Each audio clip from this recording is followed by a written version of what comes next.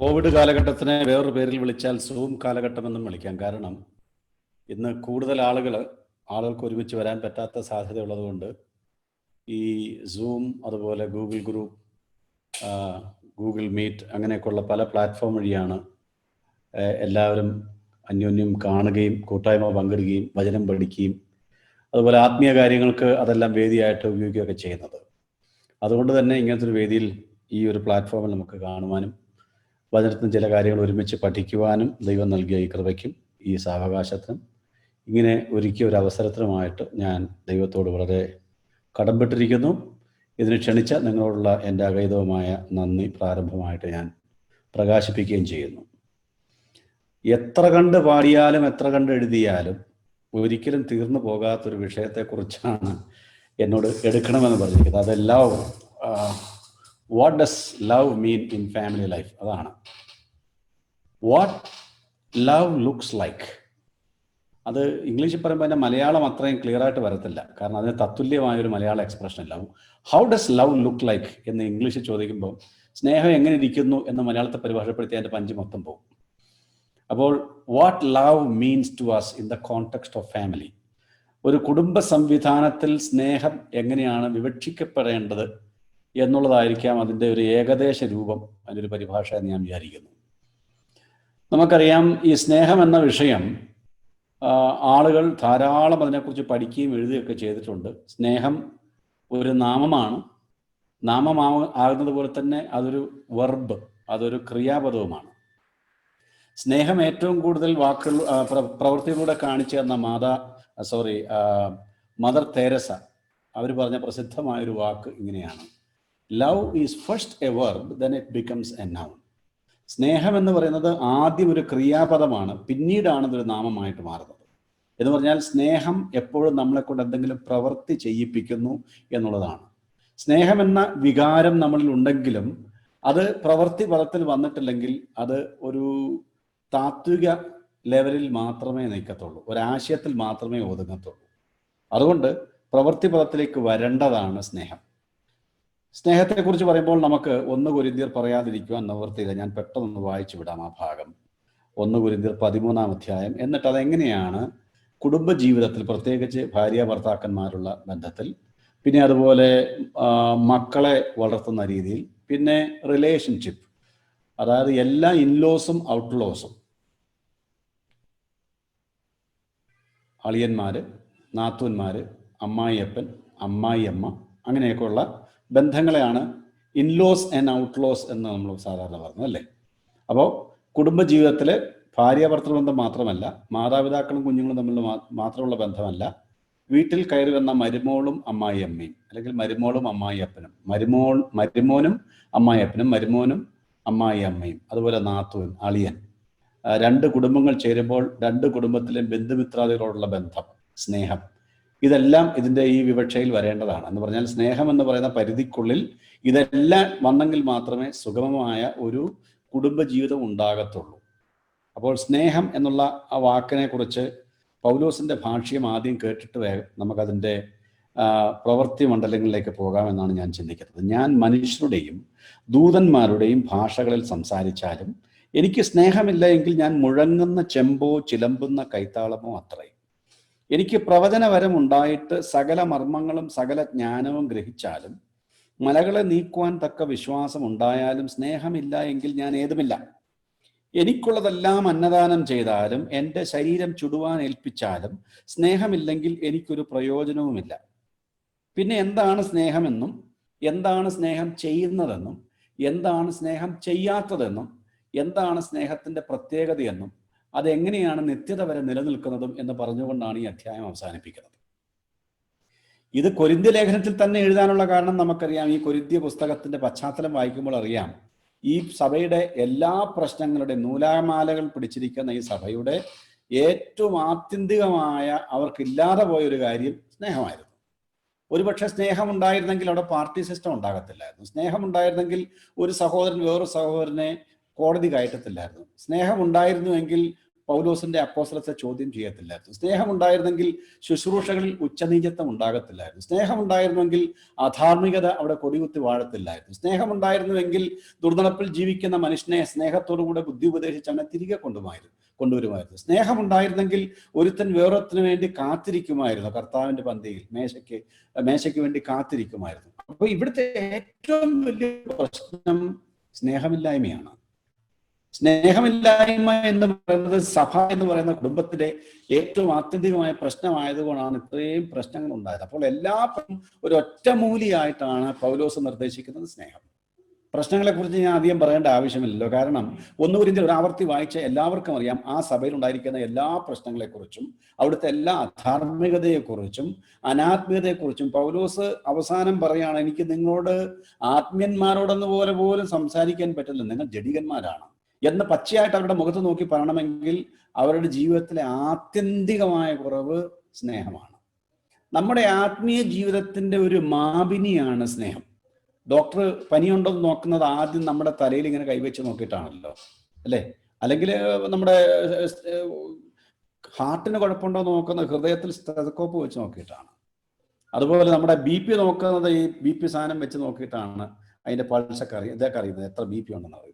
അപ്പൊ അതിന്റെ അളവ് അറിഞ്ഞു കഴിഞ്ഞാൽ അവർക്കറിയാം അത് എന്തോ പ്രശ്നമുണ്ടെന്നുള്ളത്. നമ്മുടെ ആത്മീയ ജീവിതത്തിന്റെ പ്രശ്നം അതിന്റെ അളവുകോൽ, അതിന്റെ മാപിനിയാണ് സ്നേഹം. അത് കുടുംബത്തിൽ മാത്രമല്ല, ദൈവത്തിന്റെ കുടുംബമായ സഭയിലും അത് വളരെ പ്രധാനപ്പെട്ടതാണ്. പൗലോസ് ഇവിടെ പറയുന്നത്, പൗലോസ് ഒരു പുതിയ കണക്കാണ് ഇവിടെ അവതരിപ്പിക്കുന്നത്. ഈ കണക്ക് ഞാനൊന്ന് പറഞ്ഞു കേൾപ്പിക്കാം. 1 കൂട്ടണം 1 കൂട്ടണം 1 കൂട്ടണം 1 കൂട്ടണം 1 - 1 ഈസ് ഈക്വൽ ടു 0. ഞാൻ ഒന്നുകൂടെ പറയാം. 1 + 1 + 1 + 1 + 1 - 1 ഈസ് ഈക്വൽ ടു 0. അതെന്താ അങ്ങനെ പറയാൻ കാരണം? പൗലോസ് പറയാണ്, എനിക്ക് അന്യഭാഷയുണ്ട് 1, പിന്നെ എനിക്ക് പ്രവചനവരമുണ്ട് 2, പിന്നെ എനിക്കുള്ളതെല്ലാം എനിക്ക് ഭയങ്കര വിശ്വാസമുണ്ട് എന്ന് പറഞ്ഞാൽ മലകളോട് നീങ്ങിപ്പോകാൻ പറഞ്ഞാൽ മലകളെല്ലാം നീങ്ങിപ്പോകും, അത്ര വിശ്വാസമാണ്. അപ്പോൾ വിശ്വാസമുണ്ട്, നോക്കണം, അന്യഭാഷയുണ്ട്, പ്രവചനമുണ്ട്, നിങ്ങൾക്ക് ആർക്കും ഇല്ലാത്ത വിശ്വാസം എനിക്കുണ്ട്. ഇനി എനിക്ക് കൊടുക്കുവാനുള്ള കഴിവുണ്ട്. കൊടുക്കുവാനുള്ള കഴിവെന്ന് പറഞ്ഞാൽ എനിക്കുള്ളത് മുഴുവൻ ഞാൻ അന്നദാനം ചെയ്യുകയാണ്. പിന്നെ ഞാൻ എന്നെ തന്നെ കർത്താവിന് വേണ്ടി മരിക്കുവാൻ ഞാൻ ഏൽപ്പിച്ചു കൊടുക്കുകയാണ്.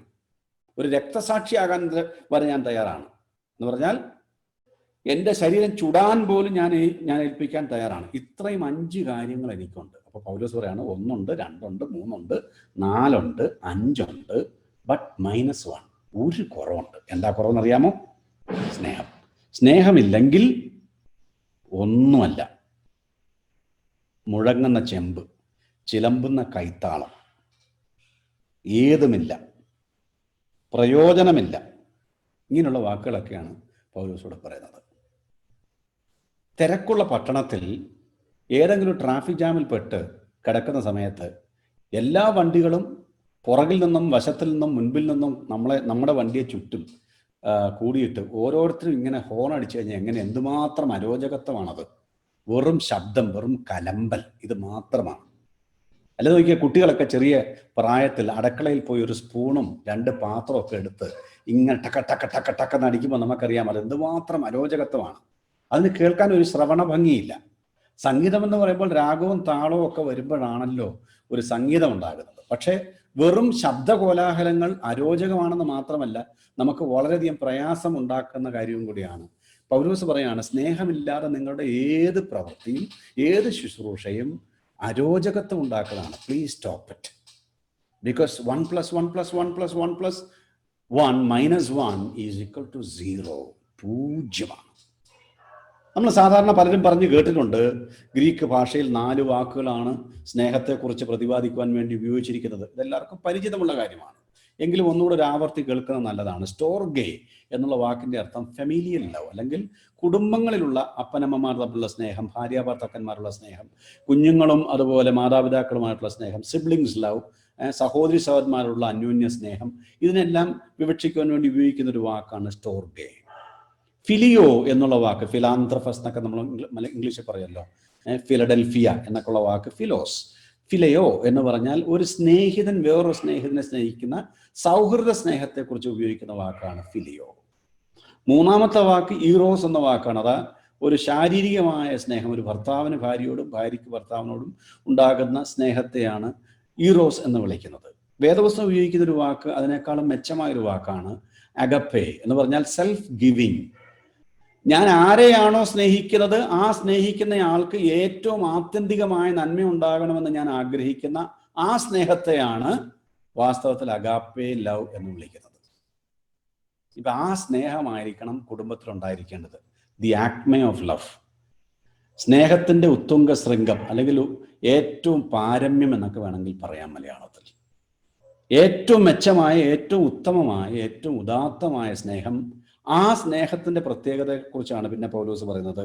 ആ സ്നേഹം എന്ന് പറഞ്ഞാൽ ദീർഘമായി ക്ഷമിക്കും, ദയ കാണിക്കും, സ്നേഹം സ്പർദ്ധിക്കുന്നില്ല, സ്നേഹം നിഗളിക്കുന്നില്ല, ചീർക്കുന്നില്ല, അയോഗ്യമായി നടക്കുന്നില്ല, സ്വാർത്ഥം അന്വേഷിക്കുന്നില്ല, ദ്വേഷ്യപ്പെടുന്നില്ല, ദോഷം കണക്കിടുന്നില്ല, അനീതിയിൽ സന്തോഷിക്കാതെ സത്യത്തിൽ സന്തോഷിക്കുന്നു, എല്ലാം പൊറുക്കുന്നു, എല്ലാം വിശ്വസിക്കുന്നു, എല്ലാം പ്രത്യാശിക്കുന്നു, എല്ലാം സഹിക്കുന്നു, സ്നേഹം ഒരു നാളും ഉതിർന്നു പോകുകയില്ല. എന്നിട്ട് പറയാണ്, പ്രവചനം നീങ്ങിപ്പോകും, ഭാഷാപരം നിന്നു പോകും, ജ്ഞാനം നീങ്ങിപ്പോകും, ഇതെല്ലാം പോകും, പക്ഷെ പോകാതെ നിൽക്കുന്നത്, നിത്യമായി നിലനിൽക്കുന്നത് ഒരേ ഒരു കാര്യമാണ് സ്നേഹം. അപ്പൊ ഞാൻ പറയാം, ജീവിതങ്ങളെ കൂട്ടി ഒന്നിപ്പിക്കുന്ന ഏറ്റവും ദൈവികമായ ഒരു പശയ്ക്ക് പറയുന്ന പേരാണ് സ്നേഹം. രണ്ട് കാര്യങ്ങളെ ഒട്ടിക്കുന്നുണ്ടല്ലോ, അതാണ് നമ്മൾ ഈ പശ എന്ന് പറയുന്നത്. ഈ ക്വിക്ക് ഫിക്സ് എന്ന് പറയുന്ന ഒരു ചെറിയൊരു സാധനമുണ്ട്. ക്വിക്ക് ഫിക്സ് അതായത് ചെറിയ പ്ലാസ്റ്റിക്കോ അല്ലെങ്കിൽ ചെറിയ ഗ്ലാസോ പേപ്പറുകളോ ഒക്കെ മുറിഞ്ഞു പോവുകയോ ഒടിഞ്ഞു പോവുകയോ ഒക്കെ ചെയ്തു കഴിഞ്ഞാൽ ഈ ക്വിക്ക് ഫിക്സ് വെച്ചിട്ട് നമുക്ക് പെട്ടെന്ന് ഒന്ന് ഒട്ടിച്ചു കഴിഞ്ഞ് ഒന്ന് ഊതിക്കഴിഞ്ഞാൽ അത് 2 സെക്കൻഡിനുള്ളിൽ പിന്നെ അത് ഒടിച്ചു കളഞ്ഞാൽ പോലും പോകത്തില്ല, അതുപോലെ സ്ട്രോങ് ആണ്. അതിനാണ് ക്വിക്ക് ഫിക്സ് എന്ന് പറയുന്നത്. ഇച്ചിരി വിലയാണ്, 5 രൂപ കൊടുത്താൽ വളരെ 2-3 തുള്ളിയേ കിട്ടത്തുള്ളൂ. അവരുടെ പരസ്യത്തിൽ പറയുന്നത് it fixes everything except broken hearted. മുറിഞ്ഞ ഹൃദയങ്ങളെ ഒഴികെ ബാക്കി എല്ലാറ്റിനെയും ഒന്നിപ്പിക്കുന്നു എന്നാണ് അവരുടെ പരസ്യവാചകം. എങ്ങനെയാണ് ഹൃദയങ്ങൾ മുറിയുന്നതെന്ന് ചോദിച്ചാൽ സ്നേഹമില്ലാത്തടത്താണ് മുറിവുകൾ ഉണ്ടാകുന്നത്, അല്ലേ? അപ്പോൾ മുറിവുണ്ടാകുന്നതിൻ്റെ കാരണം സ്നേഹം നമ്മൾ പങ്കുവെക്കുന്നില്ല എന്നുള്ളതാണ്. സ്നേഹം ഒരു അപാരമായ വികാരമാണ്. കാരണം സ്നേഹമാണ് മനുഷ്യനെ എല്ലാം അടുപ്പിച്ച് നിർത്തുന്നത്. അത് മാത്രമല്ല, ദൈവികമാണല്ലോ സ്നേഹം. But the fruit of the spirit is love. ആത്മാവിൻ്റെ ഫലമോ എന്ന് പറഞ്ഞുകൊണ്ട് തുടങ്ങുന്നത് ആദ്യം സ്നേഹമാണ്. അപ്പോൾ നമ്മുടെ ആത്മീയതയുടെ അളവുകോല് നോക്കണമെങ്കിൽ സ്നേഹമുണ്ടോ എന്നാണ് ആദ്യം നോക്കേണ്ടത്. ആ സ്നേഹം എവിടെ വരണം? ആദ്യം കുടുംബത്തിൽ, പിന്നെയാണ് സഭയിൽ, മൂന്നാമതായിട്ട് സമൂഹത്തിൽ. അപ്പോൾ നമുക്കറിയാം, പൗലോസ് ലേഖനം എഴുതിയപ്പോൾ എഫേസ്യ ലേഖനം 5-ാം അധ്യായം 22-ാം വാക്യം തൊട്ട് താഴേക്ക്, നിർഭാഗ്യവശാൽ ഇങ്ങനെയുള്ള വാക്യങ്ങളൊന്നും എപ്പോഴും കേൾക്കുവാനോ വായിക്കുവാനോ അതിൽ നിന്ന് പ്രസംഗം കേൾക്കുവാനോ ഉള്ള ഭാഗ്യം നമുക്ക് ഉണ്ടാകാറില്ല. കാരണം കുടുംബത്തെക്കുറിച്ചുള്ള പ്രസംഗങ്ങൾ വളരെ കുറവാണ്. അഥവാ വിവാഹത്തെക്കുറിച്ചും വിവാഹബന്ധത്തെക്കുറിച്ചും കുടുംബബന്ധത്തെക്കുറിച്ചൊക്കെ ഒരു പ്രസംഗം കേൾക്കണമെങ്കിൽ ഒരു വിവാഹത്തിന് ചെല്ലണം. ആ വിവാഹത്തിന് ചെല്ലുമ്പോൾ ഇട്ടിരിക്കുന്ന ടൈ നേരെയാണോ എന്ന് ഓർത്ത് ബേജാറായിരിക്കുന്ന പുരുഷനും ഇട്ടിരിക്കുന്ന മേക്കപ്പ് കൂടിയോ ഈ അടിക്കുന്ന ക്യാമറയുടെ ലൈറ്റിൽ ഞാൻ മുഖത്ത് തേച്ചിരിക്കുന്ന പുട്ടി താഴെ ഉരുകി വീഴുമോ എന്ന് വേവലാതിപ്പെടുന്ന പെണ്ണും, ഭക്ഷണം എന്താ വരാൻ താമസിക്കുന്ന എന്ന് ചഞ്ചലപ്പെടുന്ന ആളുകളും, പ്രോഗ്രാം ഷീറ്റിൽ എല്ലാവരും ഉൾപ്പെടുത്താൻ പറ്റുന്നില്ലല്ലോ എന്ന് വിചാരിച്ച് തലയിൽ ചൊറിയുന്ന മൂപ്പന്മാരും ഒക്കെ ഇരിക്കുന്ന വേദിയിൽ കുടുംബത്തെക്കുറിച്ച് പറയുമ്പോൾ ആര് കേൾക്കാനാ? അതുമല്ല, ഈ വിവാഹ ശുശ്രൂഷയുടെ ഇടയിൽ പ്രസംഗിക്കാനുള്ള ആളെടുത്ത് വന്ന് ചെവിയിൽ പതുക്കെ വന്ന് പറയും, സഹോദര, നമ്മൾ തുടങ്ങിയത് ഇച്ചിരി താമസിച്ചാണ്, വളരെ കുറവാണ്, ഒരു 10 മിനിറ്റിനുള്ളിൽ.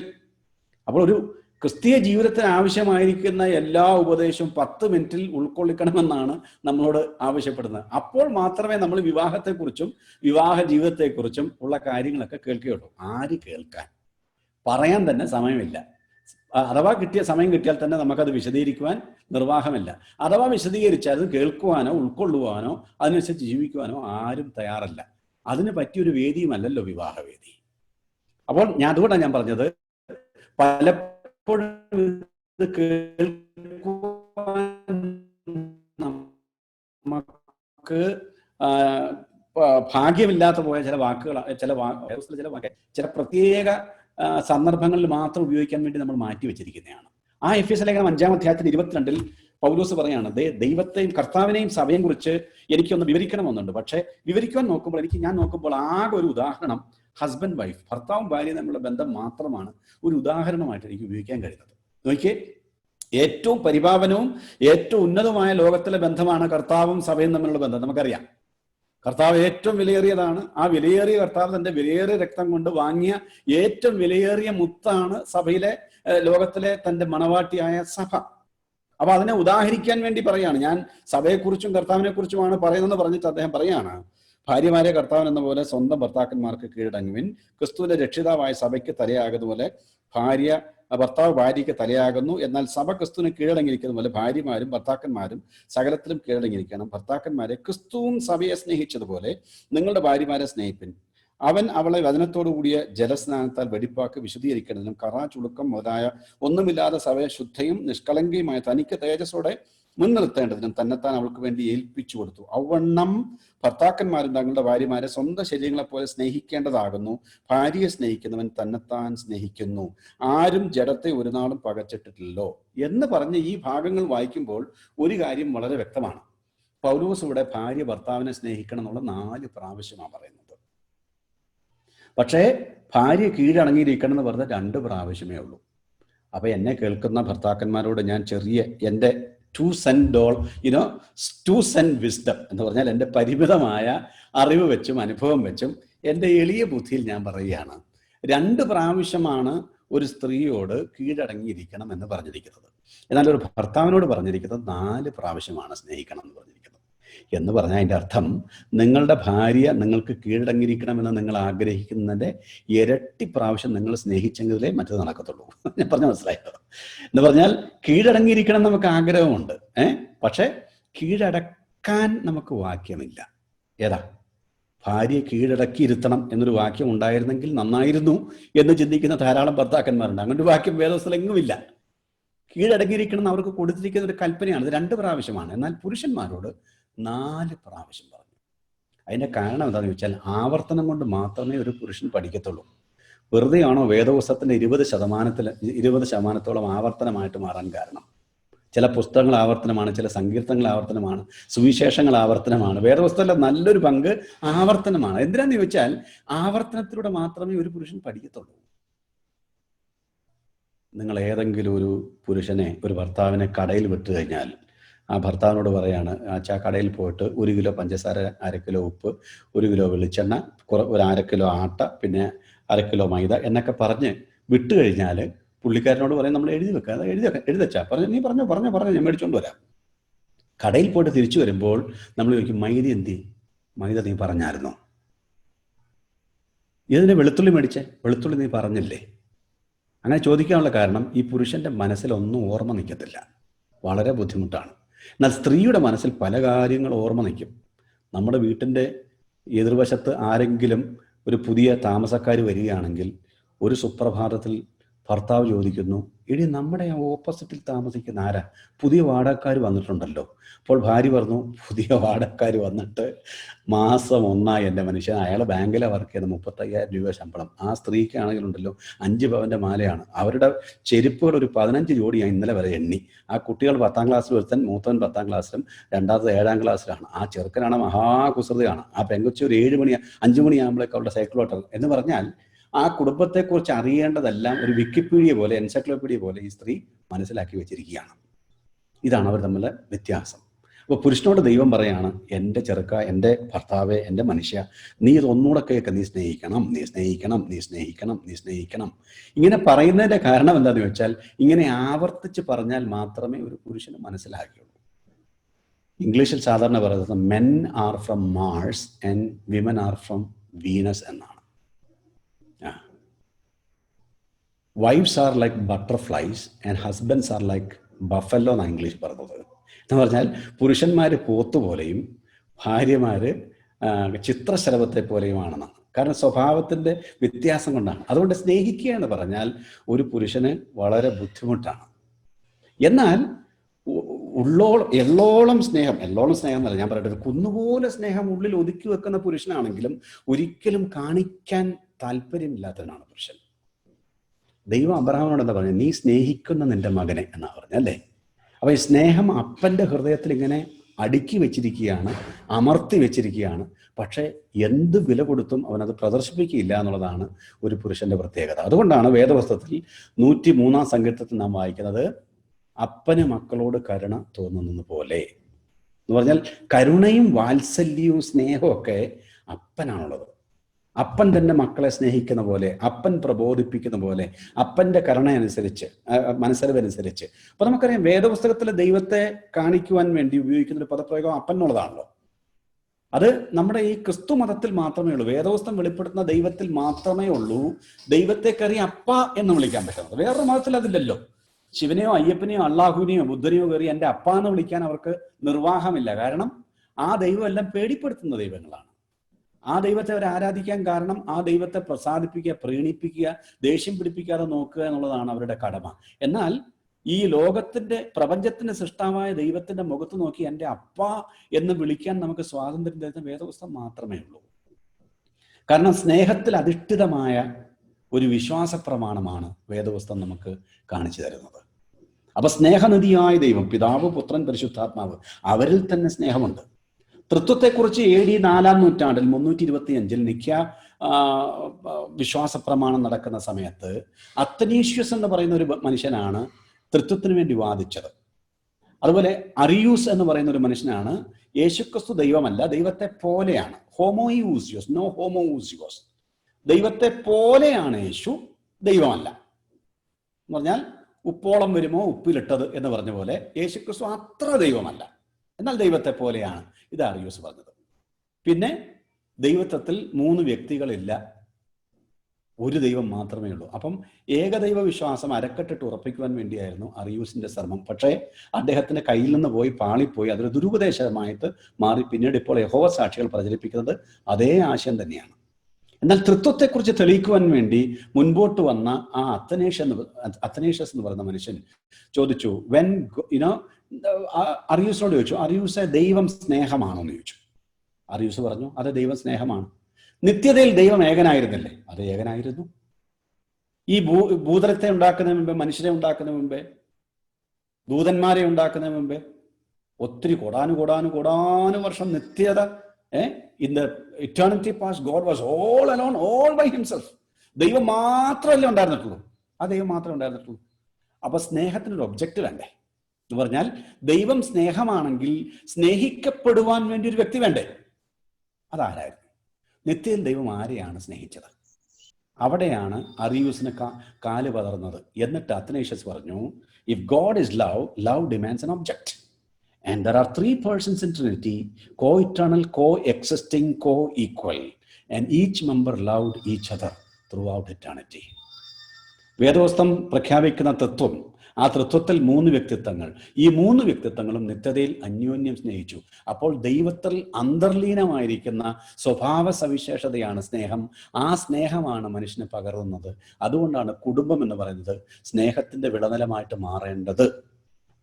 Love should be exhibited, explained, and exalted in family, because God, who is the acme of love, has created this love relationship within family. അതിൽ ഞാൻ പറയും, 1% കൂടുതൽ അപ്പന്മാർക്ക് ആ സ്നേഹം. സഹോദരിമാരെന്നോട് ക്ഷമിക്കണം കേട്ടോ. കാരണം ബൈബിളിൽ പറയുന്നത് അപ്പൻ സ്നേഹിക്കുന്നത് പോലെ എന്നാണ്, സ്നേഹനിധിയായ അപ്പൻ എന്നാണ്. എന്നാൽ സ്വന്തം മകനെ പുഴുങ്ങിത്തുന്ന അമ്മയെക്കുറിച്ച് വേദപുസ്തകം പറഞ്ഞിട്ടുണ്ട്, ഇല്ലയോ? 2 സ്ത്രീകൾ വന്ന് പറഞ്ഞില്ലേ, ഞങ്ങൾ പറഞ്ഞു ഒത്തു, ഇന്ന് നിന്റെ മകനെ പുഴുങ്ങാം, നാളെ എൻ്റെ മകനെ പുഴുങ്ങാം. അങ്ങനെ സ്വന്തം മകനെ പുഴുങ്ങിത്തുന്ന അമ്മയെക്കുറിച്ച് നമ്മൾ വായിച്ചിട്ടുണ്ട്. ഒരു കുട്ടിയുടെ അവകാശവാദത്തിന് വേണ്ടി 2 സ്ത്രീകൾ വന്നപ്പോൾ ഒരുത്തി പറഞ്ഞു എൻ്റെ കുഞ്ഞാണ്, വേറൊരു സ്ത്രീ പറഞ്ഞു എൻ്റെ കുഞ്ഞാണ്. അപ്പോൾ രാജാവ് പറഞ്ഞു, ഒരു പണി ചെയ്യാം, നമുക്ക് 2 പേർക്കും വേണ്ട, അതിനെ കീറിയിട്ട് ഒരാൾക്ക് പകുതി മറ്റാൾക്ക് പകുതി എന്ന് പറഞ്ഞപ്പോൾ മറ്റൊരു സ്ത്രീയാ പറഞ്ഞത്, ആകട്ടെ അങ്ങനെ കീറാം. എന്തൊരു അലിവില്ലാത്ത ഹൃദയമാണ്, എന്തൊരു സ്നേഹമില്ലാത്ത ഹൃദയമല്ലേ, എന്തൊരു ക്രൂര ഹൃദയമാണ്. അങ്ങനെ ഒരു പുരുഷനെ നമ്മൾ കാണുന്നില്ല. ഉണ്ടോ? ബ്ലെയ്സ് പാസ്കൽ എന്ന് പറയുന്ന ഒരു മനുഷ്യൻ പറഞ്ഞിരിക്കുന്നത്, all the wars of the world are made for pleasing some women എന്നാണ്. ഏതോ സ്ത്രീയെ പ്രസാദിപ്പിക്കുവാൻ വേണ്ടിയാ ലോകത്തിലെ പുരുഷന്മാരെല്ലാം യുദ്ധം ചെയ്തിട്ടുള്ളത്. കൺഫ്യൂഷ്യസ് പറയുന്നത്, no one has done anything to God of 10% what he has done for a woman എന്നാണ്. ഒരു സ്ത്രീക്ക് വേണ്ടി ചെയ്ത 10% പോലും ദൈവത്തിന് വേണ്ടി ഒരു മനുഷ്യനും ചെയ്തിട്ടില്ല എന്നാണ്. ബ്ലെയ്സ് പാസ്കൽ പിന്നെയും പറയുന്നത്, if the shape of the nose of Cleopatra were different, we would have rewritten the history of Egypt. ക്ലിയോപാട്രയുടെ മൂക്കിൻ്റെ നീളത്തിന് എന്തെങ്കിലും വ്യത്യാസം ഉണ്ടാകുമായിരുന്നുവെങ്കിൽ ഈജിപ്തിൻ്റെ ചരിത്രം നമ്മൾ മാറ്റി എഴുതേണ്ടി വരുമായിരുന്നു എന്നാണ് അദ്ദേഹം പറഞ്ഞത്. എന്ന് പറഞ്ഞാൽ ഈ പുരുഷന്മാർ ക്രൂരന്മാരായിട്ടുണ്ട് ചരിത്രത്തിൽ, പക്ഷേ അത് ഏതെങ്കിലും സ്ത്രീകൾക്ക് വേണ്ടി ആയിരിക്കും എന്നാണ് അവർ പറഞ്ഞത്. ഞാൻ അധികം പറയുന്നില്ല, പഴയ നിയമത്തിൽ ഞാൻ പറയട്ടെ. അമ്മ തൻ്റെ കുഞ്ഞിനെ മറന്നാലും എന്നൊരു വാക്യമുണ്ട്, അല്ലയോ? അമ്മ തൻ്റെ കുഞ്ഞിനെ മറന്നാലും. അപ്പൻ തൻ്റെ കുഞ്ഞിനെ മറന്നാലും എന്നൊരു വാക്യം ഇല്ല. മുടിയപുത്രൻ തിരിച്ചു വന്നപ്പോൾ അമ്മയെ കാണുന്നില്ല, പക്ഷേ അവൻ്റെ കയ്യിൽ മോതിരമിടാനും അവന് ചെരുപ്പ് കൊടുക്കുവാനും അവനെ കെട്ടിപ്പിടിക്കുവാനും അവനെ അറക്കുവാൻ വേണ്ടി ഒരു കാളയെ കാലങ്ങളായിട്ട് തടിപ്പിച്ച് വെച്ച, അവന് വേണ്ടി ബാൻഡ് സെറ്റും പാട്ടും നൃത്തവും ഒക്കെ തയ്യാർ ചെയ്യുന്ന ഒരു സ്നേഹനിധിയായ ഒരു അപ്പനെ നമുക്കവിടെ കാണാൻ കഴിയും. എൻ്റെ പ്രിയ സഹോദരങ്ങളെ, ഞാൻ പറഞ്ഞത് എത്രയേ ഉള്ളൂ, എന്നോട് തെറ്റിദ്ധരിക്കരുത്. സഹോദരിമാർക്ക് സ്നേഹം ഇല്ലെന്നല്ല പറഞ്ഞ, ഉണ്ട്. പക്ഷേ ഒരിച്ചിരി പുരുഷന്മാർക്ക് കൂടുതലാണ്. പിന്നെ അവരത് കാണിക്കത്തില്ല. അത് കാണിക്കാത്തതിൻ്റെ കാരണം എന്താണെന്ന് ചോദിച്ചാൽ അത് അവരുടെ ഏറ്റവും വലിയൊരു തട്ടിപ്പാണ്. കാരണം ഞാൻ സ്നേഹനിധിയായ ഒരു പിതാവാണ്, സ്നേഹനിധിയായ ഭർത്താവാണ് എന്ന് ഞാൻ എന്നെ തന്നെ കാണിക്കുകയാണെങ്കിൽ അതാരെങ്കിലും ദുരുപയോഗം ചെയ്താലോ, എൻ്റെ ബലഹീനതയിൽ നിന്ന് മുതലെടുത്താലോ എന്ന് വിചാരിച്ച് ഇവർ മുഖം ഗൗരവമുള്ളതാക്കും, അതുപോലെ ശബ്ദം കനപ്പിക്കും. അതാണ് ഒരു പുരുഷൻ. എന്നാൽ ഇവൻ്റെ ഹൃദയം പെട്ടെന്ന് അലിയുകയും ചെയ്യും, സ്നേഹം കാണിക്കുകയും ചെയ്യും. ഞാനൊരു സിമ്പിൾ ഉദാഹരണം പറയാം. നമ്മുടെയൊക്കെ വീടുകളിൽ, ഇതൊരു പ്രസംഗമല്ല കേട്ടോ, കാരണം ഞാൻ ഹൃദയത്തിൻ്റെ ഭാഷയിൽ നിങ്ങളോട് സംസാരിക്കുകയാണ്. അലച്ചു വിളിച്ചുള്ള പ്രസംഗമല്ല, ഹൃദയത്തിൻ്റെ ഭാഷയിൽ വേദവസം പറയുന്ന കാര്യം വളരെ ലളിതമായ ഭാഷയിൽ നിങ്ങളുമായിട്ട് ഞാൻ പങ്കുവെക്കുകയാണ്. ഒരു ചെറുക്കം വന്ന് അപ്പനോട് പറയുകയാണ്, എൻ്റെ അപ്പ, എൻ്റെ ഷൂസ് കീറി, എൻ്റെ വിരൽ രണ്ടും വെളിയിലായി, എൻ്റെ സോക്സ് എല്ലാം കീറി നഖം കൊണ്ട്. ഞാൻ എത്ര വർഷം, 2ാമത്തെ വർഷം എൻ്റെ ഈ സോക്സ് ഉപയോഗിക്കുന്നത്. PT സാറിൻ്റെ ഇന്നലെയും എന്നെ പിടിച്ച് സ്കൂളിൻ്റെ മുറ്റത്ത് എന്നെ കൈകെട്ടി നിർത്തിച്ച് എന്നെ പണിഷ് ചെയ്ത് കൂട്ടുകാരെല്ലാം കളിയാക്കുന്നത്. അതിൻ്റെ അപ്പന് ജോലിയില്ലേ, കാശില്ലേ, നിനക്ക് ഷൂസ് മേടിച്ചു തരാൻ മേലെ, ഇത്രയും പാപ്പനാണ് എന്നൊക്കെ ചോദിച്ച് കളിയാക്കുന്നത്. അപ്പം എനിക്ക് ഒരെണ്ണം മേടിച്ചു തരണം. ഉടനെ അപ്പൻ പഴയ കഷ്ടത്തിലെ ബാണ്ടൊക്കെ കഴിച്ചു. എന്താ അത്? നിൻ്റെയൊക്കെ പ്രായത്തിൽ ഞാൻ 5 കിലോമീറ്റർ നടന്നു പോകുമായിരുന്നു, എനിക്കൊരു ചെരുപ്പില്ലായിരുന്നു, ഒരു ദിവസം ഇട്ട വസ്ത്രം അലക്കി ഉണക്കി രാത്രി ഉണക്കിയിട്ട് പിറ്റേ ദിവസം ഇട്ടു. ഇത് ഈ പഴങ്കഥകളൊക്കെ കുട്ടികൾ കേട്ടിട്ടെന്താ കാര്യം? ഉടനെ ഞാൻ പറയാം, എൻ്റെ അപ്പോൾ എനിക്ക് ഒരെണ്ണം മേടിച്ചു തരാം. എടാ, ഇത് ഇനി നിനക്ക് ഉപയോഗിക്കുന്നത് എന്താ കുഴപ്പം? നിനക്ക് 2 വർഷം കൂടെ ഉപയോഗിക്കുക, ഒരു കുഴപ്പമില്ല. നീ മേലായത് ഇവിടെ കാശില്ലാതിരിക്കണം. എൻ്റെ ഷൂസ് ഓരോരുത്തർക്കും ഇവിടെ കാശില്ലാതിരിക്കുമ്പോൾ നിന്റെ കൂടെ പഠിക്കുന്നവർക്കൊന്നും നല്ല ഷൂസ് ആയിരിക്കും, നിനക്ക് ഇതെങ്കിലും ഉണ്ടല്ലോ, നീ ഇട്ടോ. ഉടനെ ശബ്ദം ഉയർത്തുന്നു, അതുപോലെ മുഖം അങ്ങ് ബീഭത്സമാക്കുന്നു. ഇവനത് പേടിച്ച് അപ്പനോട് വഴക്കുണ്ടാക്കേണ്ടത് വെച്ച് നേരെ അമ്മയോട് ചെല്ലും. അമ്മയുടെ അടുത്ത് എന്നിട്ട് പറയാം, എൻ്റെ അമ്മ എന്നതാണ് അപ്പനോട് പറഞ്ഞിട്ട് ഡാഡി ഇത് കേൾക്കുന്ന പോലും ഇല്ല, ഒരു ഷൂസ് ചോദിച്ചാൽ 500 രൂപയുടെ പ്രശ്നമല്ലേ ഉള്ളൂ, ഒന്ന് മേടിച്ചു തന്നാൽ എന്താ? പപ്പയോട് പറഞ്ഞ് കേൾക്കത്തില്ലേ? പപ്പ ഭയങ്കര വഴക്കുണ്ടാക്കി എന്നെ അടിച്ചോടിച്ച് വിട്ടുവൻ.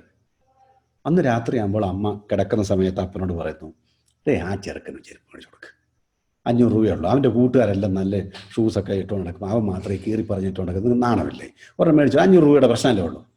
പിറ്റേ ദിവസം രാവിലെ ആകുമ്പോൾ തലേ ദിവസം സിംഹത്തെ പോലെ പെരുമാറിയ അപ്പൻ മോനോട് പറയും, വാടാ നമുക്ക് അവലെ പോയിട്ട് 2 ഷൂസ് മേടിച്ചിട്ട് വരാം.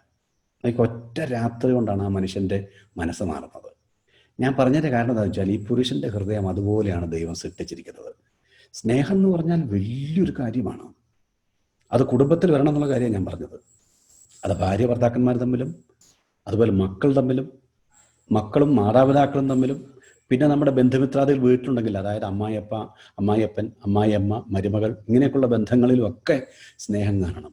ഓർപ്പയെ പോലെ ഇങ്ങനെ മൂക്കൊണ്ട് കവളത്ത് വെച്ചിട്ട് ഒരു ദീർഘശ്വാസം എടുക്കുന്നത്, അങ്ങനെയാണല്ലോ സാധാരണ ഉമ്മ, അല്ലേ? ഇത് കവളാണെങ്കിൽ മൂക്ക് കൊണ്ടുവന്ന് ഇങ്ങനെ വലിച്ചിട്ടൊരു ഉമ്മ കൊടുത്ത് ഓടിപ്പോകുന്നതാണ് ഓർപ്പ. പക്ഷേ ആ രൂത്ത് എന്ന് പറഞ്ഞ സ്ത്രീ, അവൾ പറഞ്ഞത്, ഞാൻ അവളോട് പറ്റി നിന്നാണ് പറഞ്ഞത്, നീ പോകുന്നിടത്ത് ഞാൻ പോകും, നീ മരിക്കുന്നിടത്ത് ഞാൻ മരിക്കും, നിന്റെ ജനം എൻ്റെ ജനം, മാത്രമല്ല നിന്റെ ദൈവം എൻ്റെ ദൈവം. അതാണ് സ്നേഹം. അമ്മായിയമ്മ മരുമോൾ അവിടെ കാണണം. പണ്ട് കാലങ്ങളിലൊക്കെ ഈ വല്യമ്മച്ചിമാരൊക്കെ ഉപയോഗിക്കുന്ന വസ്ത്രങ്ങൾ വെള്ള നിറമാകട്ടോ, ചട്ടയും മുണ്ടുവാണെന്ന്. ഞാൻ പറഞ്ഞത് 50 വർഷം മുമ്പാണ്.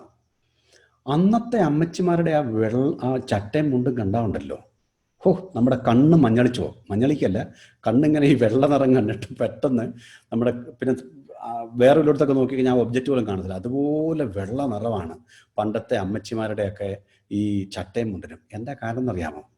ഈ വല്യമ്മച്ചിമാരുടെ ചട്ടയും മുണ്ടും ഒക്കെ അലക്കുന്നത് മരുമക്കളാണ്. അപ്പോൾ സോപ്പൊക്കെ തേച്ച് ഓരോ പ്രാവശ്യം കല്ലിലടിക്കുമ്പോൾ അമ്മായിയമ്മയുടെ ചിത്രമാണ് മരുമകളുടെ മനസ്സിൽ വരുന്നത്. അടിച്ച് അതങ്ങ് നല്ല വെണ്മയുള്ള വസ്ത്രമായിട്ട് മാറും. സ്നേഹം കൊണ്ട് വെളുപ്പിക്കുന്നതല്ല. പിന്നെയോ അമ്മായിയമ്മയാണെന്ന് വിചാരിച്ചിട്ടാണ് ഈ ചട്ടയും മുണ്ടും കല്ലിലിട്ട് അലക്കുന്നത്. അതുകൊണ്ടാണ് ആ വസ്ത്രമൊക്കെ അത്രയും വെളുത്തിരിക്കുന്നത്. ആ കാലഘട്ടമൊക്കെ മാറി അല്ലേ? ഇപ്പോൾ കുറച്ചുകൂടെ വിദ്യാഭ്യാസമുള്ളവരും കുറച്ചുകൂടെ അറിവുള്ളവരും ലോകപരിജ്ഞാനമുള്ളവരും ഒക്കെയാണ്. പക്ഷെ ഇനി അതൊന്നും ഇല്ലെങ്കിലും ഇതിനെല്ലാം ഈ ഭാഗങ്ങളെല്ലാം കവർ ചെയ്യുന്ന ഒരു കാര്യമാണ് സ്നേഹം. സ്നേഹമുണ്ടെങ്കിൽ നമ്മൾ ആളുകളുടെ ബലഹീനതയെ കാണത്തില്ല. We will overlook the mistake of other people. സ്നേഹം അതുകൊണ്ട് നമ്മൾ വായിക്കുന്നത് സ്നേഹം ക്ഷമിക്കുന്നു, സഹിക്കുന്നു, അല്ലേ? സ്വാർത്ഥം അന്വേഷിക്കുന്നില്ല. അത് വിവാഹബന്ധത്തിൽ ചേരുന്നതിന് മുൻപേ നമ്മൾ ചോദിക്കണം. ഞാൻ ഒരിക്കലും ഒരു ടീൻസ് ക്യാമ്പ് ചെന്നപ്പോൾ ഒരു ചെറുപ്പക്കാരൻ ഈ പിള്ളേരുടെ ക്വസ്റ്റ്യൻ ആൻസറിൽ ചോദിച്ചു, uncle what you think about love marriage? പ്രേമവിവാഹത്തെക്കുറിച്ച്, സ്നേഹവിവാഹത്തെക്കുറിച്ച് എന്താണ് അഭിപ്രായം? ഞാൻ പറഞ്ഞു നല്ല അഭിപ്രായമാണ്. ഞാൻ പറഞ്ഞു എല്ലാ വിവാഹവും സ്നേഹിച്ചിട്ടായിരിക്കണം. എന്ന് പറഞ്ഞാൽ ദേഷ്യം പിടിച്ച് ആരെയും വിവാഹം കഴിക്കാൻ പാടില്ല. സ്നേഹത്തിൽ ഊന്നിയുള്ളതായിരിക്കണം, സ്നേഹത്തിൽ അടിസ്ഥാനപ്പെട്ടതായിരിക്കണം എല്ലാ വിവാഹബന്ധവും. പക്ഷെ ഈ മോൻ പറയുന്ന അതിന് വേറൊരു വാക്കാണ് ഉപയോഗിക്കുന്നത്. ലവ് എന്നല്ല, ലെസ്റ്റ് എന്നാണ്. അതായത് പുറമേയുള്ള കാര്യങ്ങളിൽ മാത്രം പുറമേയുള്ള കാര്യങ്ങളാൽ ആകർഷിക്കപ്പെട്ടതുകൊണ്ട് ഒരാളോടുണ്ടാകുന്ന പ്രത്യേക താല്പര്യം, അതിന് സ്നേഹമെന്നല്ല പറയുന്നത്, അതിന് ലെസ്റ്റ് എന്നാണ് പറയുന്നത്. Okay, lust, it is not love. ആസക്തി എന്ന് വേണമെങ്കിൽ മലയാളത്തിൽ പറയാം. ഞാനത് പറഞ്ഞു, ഇനി നിനക്ക് സ്നേഹമുണ്ടോ ഇല്ലയോ എന്നറിയാൻ വേണ്ടി ഒരു ചെറിയ ടെസ്റ്റ് 1 കൊരിന്ത്യർ 13 അടിസ്ഥാനത്തിൽ. കാരണം അത് പറയുന്നുണ്ട്, സ്നേഹം സ്വാർത്ഥത അന്വേഷിക്കുന്നില്ല എന്ന് പറയുന്നുണ്ടല്ലോ. It does not seek its own, it's not selfish എന്ന് പറയുന്നുണ്ട്. അങ്ങനെയാണെങ്കിൽ ഈ സ്നേഹം സെൽഫിഷ് അല്ലെങ്കിൽ മറ്റുള്ള ആൾക്കാണ് അവരന് ഏറ്റവും നന്മയായിട്ട് ഭവിക്കണമെന്നാണ് സ്നേഹം ആഗ്രഹിക്കുന്നത്. അപ്പം ഞാൻ പറഞ്ഞു, നിനക്കൊരു പെൺകുട്ടി ഇഷ്ടമാണ്, അതാണല്ലോ നീ പറഞ്ഞു വരുന്നത്. പ്രേമവിവാഹത്തെക്കുറിച്ച് അതുകൊണ്ടാണല്ലോ നീ എന്നോട് ചോദിക്കുന്നത്. അത് ശരിയാണോ തെറ്റാണോ എന്ന്. ഞാൻ പറയട്ടെ, നിൻ്റെത് ശരിയായ സ്നേഹമാണോ അല്ലയോ എന്നറിയാനുള്ള ഒരു ചെറിയ ടെസ്റ്റ് ഞാൻ പറയാം. ആ ടെസ്റ്റ് ഇതാണ്. നീ ഇഷ്ടപ്പെടുന്നു എന്ന് പറയുന്ന ആ പെൺകുട്ടിക്ക് നിന്നേക്കാൾ നല്ലൊരു ഭർത്താവ് ഉണ്ടാകണമെന്ന് നീ ആഗ്രഹിക്കുന്നുവെങ്കിൽ അതാണ് സ്നേഹം. ഇനി അവൾക്ക് നിന്നേക്കാൾ നല്ലൊരാലോചന വരുമ്പോൾ നീ അവനെ തന്നെ കല്യാണം കഴിക്കണമെന്ന് നിനക്ക് പറയാൻ പറ്റുന്നുവെങ്കിൽ അതാണ് സ്നേഹം. അല്ലാത്തത്തോളം അത് വെറും ആസക്തി മാത്രമാണ്, അതൊരു ഇഷ്ടം മാത്രമാണ്, സ്നേഹമല്ല. കാരണം സ്നേഹമെന്ന് പറഞ്ഞാൽ സെൽഫ് ഗിവിങ് ആണ്. ഒരാൾ പറഞ്ഞു, വിവാഹ ബന്ധത്തിലെ സ്നേഹത്തെക്കുറിച്ച് പറഞ്ഞപ്പോൾ പറഞ്ഞു, സ്നേഹത്തെക്കുറിച്ച് 10 രീതിയിലാണ് അദ്ദേഹം ഒരാൾ പറഞ്ഞിരിക്കുന്നത്. അതായത് ദാനം ചെയ്യുന്ന സ്നേഹം. അതാണല്ലോ Jesus loved the church and gave himself എന്നാണ് എഫെസ് ലേഖനം 5-ാം അധ്യായത്തിൽ വായിക്കുന്നല്ലേ. അവൻ തന്നെത്താൻ നമുക്ക് വേണ്ടി ഏൽപ്പിച്ചു, നമുക്ക് വേണ്ടി എല്ലാം തന്നവൻ എന്നൊക്കെ ഉള്ള പദപ്രയോഗങ്ങൾ. So love is always giving, ദാനം ചെയ്യുന്നതാണ്. ഒരാൾ പറഞ്ഞിട്ടുണ്ട്, you can give without love, but you cannot love without giving. നമുക്ക് കൊടുക്കാതെ, സ്നേഹിക്കാതെ കൊടുക്കാം, വേണമെങ്കിൽ സ്നേഹമില്ലെങ്കിലും കൊടുക്കാം. ഒരാൾ പറയാ, സാറേ ഭക്ഷണം കഴിച്ചതും 4 ദിവസമായി, എനിക്ക് എന്തെങ്കിലും തരണേ. കൊടുക്കുക 50 രൂപ. സ്നേഹമില്ലാതെ കൊടുക്കാം, പക്ഷേ കൊടുക്കാതെ നമുക്ക് സ്നേഹിക്കാൻ കഴിയില്ല. അതുകൊണ്ടാണ് യോഹന്നാൻ 3:16 വളരെ പ്രസക്തമായി തീരുന്നത്. For God so love the world, പിന്നെ പറയുന്നത് ആൻഡ് ഹി ഗേവ്. സ്നേഹമാണ് എന്നുള്ളതിൻ്റെ ഏകവും പ്രത്യക്ഷവും ആത്യന്തികവുമായ തെളിവാണ് കൊടുക്കുക എന്നുള്ളത്. അപ്പം ഞാൻ ചോദിക്കട്ടെ, എന്തുമാത്രം നമ്മുടെ കുടുംബ സ്നേഹത്തിൽ നമ്മൾ കൊടുക്കുന്നവരാണ്, നിസ്വാർത്ഥമായി കൊടുക്കുന്നവരാണ്. നമ്മൾ ആരെയാണോ സ്നേഹിക്കുന്നത്? ഞാൻ എൻ്റെ ഭാര്യയെ സ്നേഹിക്കുന്നു, ഭാര്യ ഭർത്താവിനെ സ്നേഹിക്കുന്നു, മക്കൾ അപ്പനമ്മമാരെ സ്നേഹിക്കുന്നു, അപ്പനും അമ്മയും മക്കളെ സ്നേഹിക്കുന്നു, ഞാൻ എൻ്റെ അമ്മായിയമ്മയെ സ്നേഹിക്കുന്നു, അമ്മായിയപ്പൻ മരുമോനെ സ്നേഹിക്കുന്നു. ഏത് സ്നേഹബന്ധമായിക്കട്ടെ, are you willing to give? ദാനം ചെയ്യുവാൻ തയ്യാറാണോ? അതാണ് ഒന്നാമത്തെ ചോദ്യം. രണ്ടാമത്തെ ഈ സ്നേഹത്തിൻ്റെ പ്രത്യേകത എന്ന് പറഞ്ഞാൽ ക്ഷമിക്കുന്ന സ്നേഹമാണ്. എന്ത് തെറ്റ് ചെയ്താലും സ്നേഹം ആ തെറ്റുകളെ മുഴുവൻ, നമുക്കറിയാമല്ലോ, love covers multitude of sin. പാപത്തിൻ്റെ ബഹുത്വത്തെ മറയ്ക്കുന്നതാണ് സ്നേഹം. അങ്ങനെയാണെങ്കിൽ സ്നേഹം വലിയൊരു പുതപ്പാണ്, വലിയൊരു കമ്പിളിപ്പുതപ്പാണ്. ഏതും അതിൻ്റെ അടിയിൽ പോകും. എന്തിനേയും മറയ്ക്കുവാൻ കഴിയുന്ന ശക്തമായൊരു പുതപ്പാണ് സ്നേഹം. അങ്ങനെയാണെങ്കിൽ എന്ത് തെറ്റുകളെയും ഓവർലുക്ക് ചെയ്യാൻ, ക്ഷമിക്കുവാൻ കഴിയുന്നതാണ് സ്നേഹം. ഈ ക്ഷമയ്ക്ക് വേറൊരു കാര്യമുണ്ട്. നമ്മളിവിടെ ഈ 1 കൊരിന്ത്യർ 13 നമ്മൾ വായിച്ചു, സ്നേഹം ദീർഘമായി ക്ഷമിക്കുന്നു, അങ്ങനെയല്ലേ? ഞാൻ നോക്കട്ടെ ഒരു മിനിറ്റ്.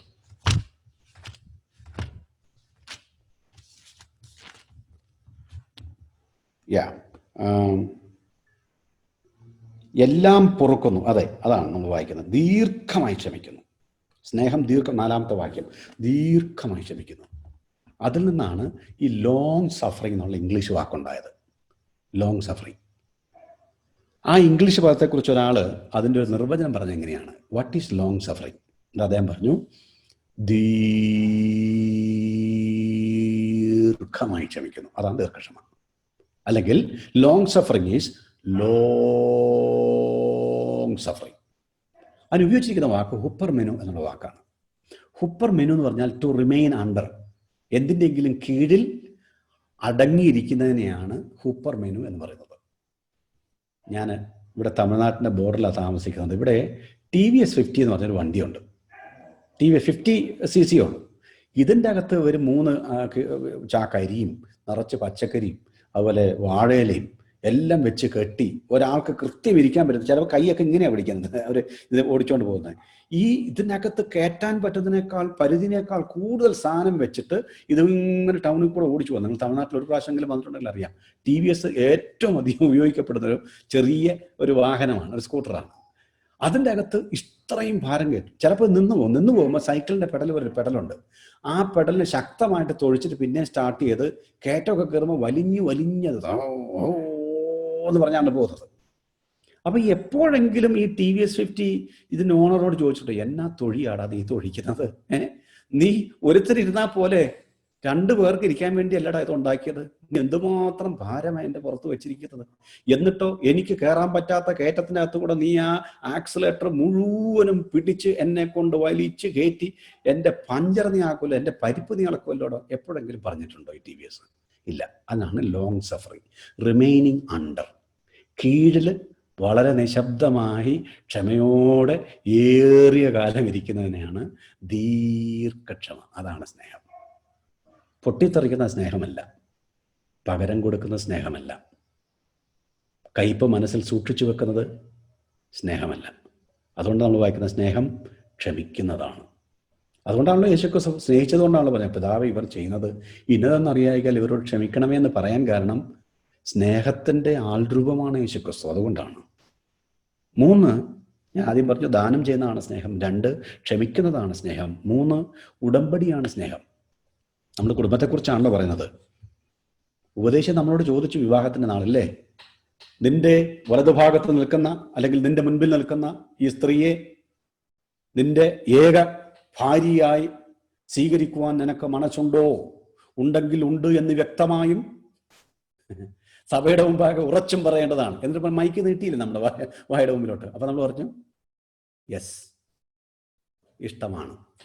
അതേ ചോദ്യം പെൺകുട്ടിയോടും ചോദിച്ചു, നിന്റെ മുൻപിൽ നിൽക്കുന്ന ഈ പുരുഷനെ നിന്റെ ഭർത്താവായിട്ട് അംഗീകരിക്കുവാൻ നിനക്ക് മനസ്സുണ്ടോ? അപ്പൊ നമ്മൾ പറഞ്ഞു ഉണ്ട്. പിന്നെ പറഞ്ഞു ദുഃഖത്തിലും സന്തോഷത്തിലും ദാരിദ്ര്യത്തിലും അതുപോലെ സുഭിക്ഷതയിലും രോഗത്തിലും ആരോഗ്യത്തിലും ഒക്കെ നിന്നെ മാത്രം സ്നേഹിച്ചും പോറ്റി പുലർത്തിയൊക്കെ ഇതൊക്കെ നമ്മൾ ഏറ്റുപറഞ്ഞാണ്. പക്ഷെ എന്ത് പറ്റി? 2 ആഴ്ച കഴിഞ്ഞപ്പോഴേക്ക് അല്ലെങ്കിൽ 3 ആഴ്ച കഴിഞ്ഞപ്പോഴേക്ക്, ആ വിവാഹ നാളുകൾ കഴിഞ്ഞപ്പോഴേക്ക് ആ സ്നേഹം പതുക്കെ ആറിത്തണുത്തു. ഭാഷയിൽ വ്യത്യാസം വന്നു അല്ലേ?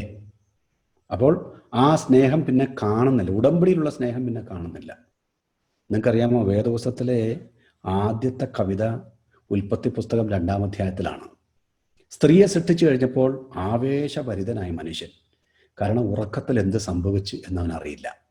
ഉറക്കത്തിലാണല്ലോ അവൻ്റെ വാരിയലിൽ ഒരെണ്ണം നഷ്ടപ്പെടുന്നതും അതിൽ നിന്ന് സുമുഖിയായ ഒരു സ്ത്രീയെ നിർമ്മിക്കുന്നതും. കണ്ണ് തിരുമ്മി എഴുന്നേറ്റ് നിൽക്കുമ്പോൾ കിഴക്ക് നിന്ന് താഴേക്ക് വീണ സൂര്യനാണോ എന്ന് അവൻ ചിന്തിച്ച് ആ സ്ത്രീയുടെ മുഖത്ത് ഇമവെട്ടാതെ നോക്കി നിന്നുകൊണ്ട് അവൻ ആദ്യം പാടിയ പാട്ടാണ് you are flesh of my flesh, bone of my bone. നീ എൻ്റെ അസ്ഥിയിൽ നിന്ന് അസ്ഥിയും എൻ്റെ മാംസത്തിൽ നിന്ന് മാംസവുമാകുന്നു എന്നുള്ളത് ആദ്യത്തെ കവിതയാണ്. പക്ഷെ 3-ാം അധ്യായത്തിൽ പാപം വരുന്നു. തോട്ടത്തിലേക്ക് പാമ്പ് വരുന്നു. പാമ്പ് ഇവരെ പരീക്ഷിക്കുന്നു. ഹവ്വയെ ആദ്യം പഴം പറിക്കുന്നു, ആദാമിന് കൊടുക്കുന്നു. 2 പേരും തിന്നുന്നു, നഗ്നരാകുന്നു, ഒളിച്ചിരിക്കുന്നു. ദൈവം വെയിലാറിയപ്പോൾ തോട്ടത്തിലേക്ക് വരുന്നു. ആദാമിനോട് ചോദിക്കുന്നു, ആദാമേ നീ എവിടെ? ഞാൻ ഒളിച്ചിരിക്കുകയാണ്. എന്തിനാ ഒളിച്ചിരിക്കുന്നത്? ഞാൻ നഗ്നനാണ്. നീ നഗ്നനാണെന്ന് എന്നോട് ആര് പറഞ്ഞു?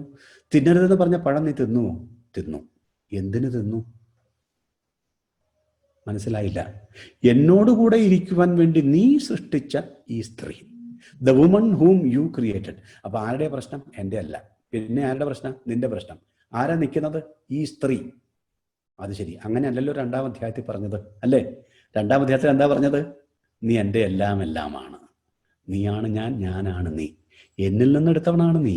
അതുകൊണ്ട് ഞാനും നീയും തമ്മിൽ വ്യത്യാസമില്ല. എൻ്റെ മാംസമാണ് നീ, എൻ്റെ എല്ലാണ് നീ, എൻ്റെ എല്ലിൽ നിന്ന് എല്ലും മാംസത്തിൽ നിന്ന് മാംസമാണ് നീ എന്നൊക്കെ പറഞ്ഞാണ് 2-ാം അധ്യായത്തിൽ ആ പാട്ട് പാടിയത്. പക്ഷെ 3-ാം അധ്യായങ്ങളിലേക്ക് ഭാഷ മാറി. പ്രിയ സഹോദരി സഹോദരന്മാരെ, സ്നേഹമില്ലാത്തടത്താണ് ഭാഷ മാറുന്നത്. ഞാൻ ഇച്ചിരി സ്വാതന്ത്ര്യം എടുത്തുകൊണ്ട് ചോദിക്കട്ടെ, നിങ്ങൾക്ക് നിങ്ങളുടെ ഭാര്യയെ വിളിക്കാൻ ഒരു സ്നേഹപൂർവമായൊരു വാക്കുണ്ടോ? എടീന്ന് വിളിക്കുന്നതോ പേര് വിളിക്കുന്നതോ കൊല്ല ഞാൻ പറയുന്നത്. ഒരു പ്രത്യേക പേര്, സ്നേഹത്തോടുകൂടെ, സ്നേഹം വരുമ്പോൾ മാത്രം സ്നേഹത്തോടു കൂടെ ചേർത്ത് വിളിക്കുവാൻ പറ്റിയ ഒരു പേര് അങ്ങനെയുണ്ടോ? അങ്ങനെ ഇല്ലെങ്കിൽ ഒന്നുണ്ടാകണം. കാരണം സ്നേഹം പ്രകടിപ്പിക്കുവാൻ വേണ്ടിയുള്ളതാണ്. ദാനം ചെയ്യുന്ന സ്നേഹം, ക്ഷമിക്കുന്ന സ്നേഹം, ഉടമ്പടിയിലൂടെ ഉണ്ടായ സ്നേഹം, പിന്നെ കെട്ടിപ്പിടുക്കുന്ന സ്നേഹം. It's always building. ആദ്യ നാളിലുണ്ടായ വിവാഹം ആറിത്തണുത്ത് പോകേണ്ടതല്ല, പിന്നെയോ അത് വളരാനുള്ളതാണ്, വികസിക്കുവാനുള്ളതാണ്, വർദ്ധിക്കുവാനുള്ളതാണ്. അതാണ് സ്നേഹം. ഇത് കൂട്ടിവെക്കുന്നത് പോലെയാണ്, ഇൻട്രസ്റ്റ് പോലെ. അതായത് നമ്മൾ ബാങ്കിൽ കൊണ്ട് കാശിടുമ്പോൾ ഇൻട്രസ്റ്റ് എങ്ങനെ ഉണ്ടാകുന്നു എന്ന് പറഞ്ഞതുപോലെ സ്നേഹം വർദ്ധിച്ചു വരണം. എന്ന് പറഞ്ഞാൽ ഭർത്താവിൻ്റെ മുടി നരച്ചാലും സ്നേഹത്തിന് നരയുണ്ടാകരുത്. ഭാര്യ കറുത്ത് കരുവാളിച്ച് പോയാലും ഉലക വെയിൽ കൊടും വെയിൽ കൊണ്ടെന്ന് എനിക്ക് ഇരുൾ നിറമായാലും എന്നൊക്കെ കവി പറഞ്ഞ പോലെ കുറച്ച് കരി ചട്ടിയും അതുപോലെ വെയിലും ഒക്കെ കൊണ്ട് തുണിയൊക്കെ അലക്കി ആ ത്വക്കൊക്കെ ഒന്ന് ചെറുതായിട്ടൊന്ന് ചുളുങ്ങിയാലും നിറമൊന്ന് മങ്ങിയാലും സ്നേഹത്തിന് മങ്ങലുണ്ടാകരുത്. ചെറിയൊരു പുറംവേദന വന്ന് ചെറിയൊരു വിങ്ങലൊക്കെ ഉണ്ടായാലും സ്നേഹത്തിന് വിങ്ങലുകൾ ഉണ്ടാകരുത്. പലപ്പോഴും ആദിമകാലത്തുണ്ടായിരിക്കുന്ന ഊർജ്ജസ്വലത, സ്നേഹത്തിലുള്ള ആ നിഷ്കളങ്കമായ ആ സ്നേഹവും അതിൻ്റെ പ്രകടനവും പ്രദർശനവും ഒക്കെ കുറേ കാലം കഴിയുമ്പോൾ നഷ്ടപ്പെട്ടു പോകുന്നൊരു ദുരവസ്ഥ നമ്മൾ പലപ്പോഴും കാണുന്നുണ്ട്. പക്ഷെ കുടുംബജീവിതത്തിൽ, പ്രത്യേകിച്ച് ഭാര്യാഭർത്തൃ ബന്ധത്തിൽ ഈ സ്നേഹം വർദ്ധിച്ചു വരേണ്ടതാണ്. 5-മതായിട്ട് സ്നേഹം വ്യവസ്ഥയില്ലാത്തതാണ്. Without any condition. നീ ഇന്നത് ചെയ്താൽ ഞാൻ നിന്നെ, നീ മലബാർ ഫിഷ് കറി വെച്ചാൽ നിന്നെ സ്നേഹിക്കാം എന്നല്ല, മീൻ കുടംപുളി ഇട്ട് വെച്ചാൽ നിന്നെ കുറച്ചുകൂടെ സ്നേഹിക്കാം എന്നല്ല, അച്ഛ അന്ന് ഞാൻ പറഞ്ഞ ആ സാരി അതേ സാരി എന്നെ മേടിച്ച് തന്നാൽ ഞാൻ സ്നേഹിക്കാം എന്നല്ല. Without any condition, the way you are. ദൈവം നമ്മളെങ്ങനെയാണല്ലോ സ്നേഹിച്ചത്. ദൈവം സ്നേഹിക്കാൻ പ്രത്യേകം ഒരു മാനദണ്ഡവും വെച്ചില്ല.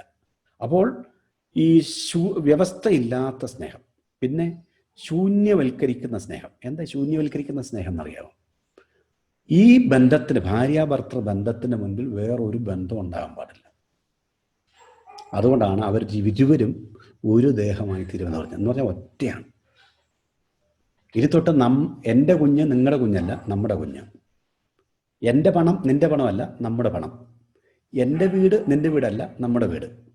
ഞാൻ കൊണ്ടുവന്ന കാശല്ല, എൻ്റെ കാശ്.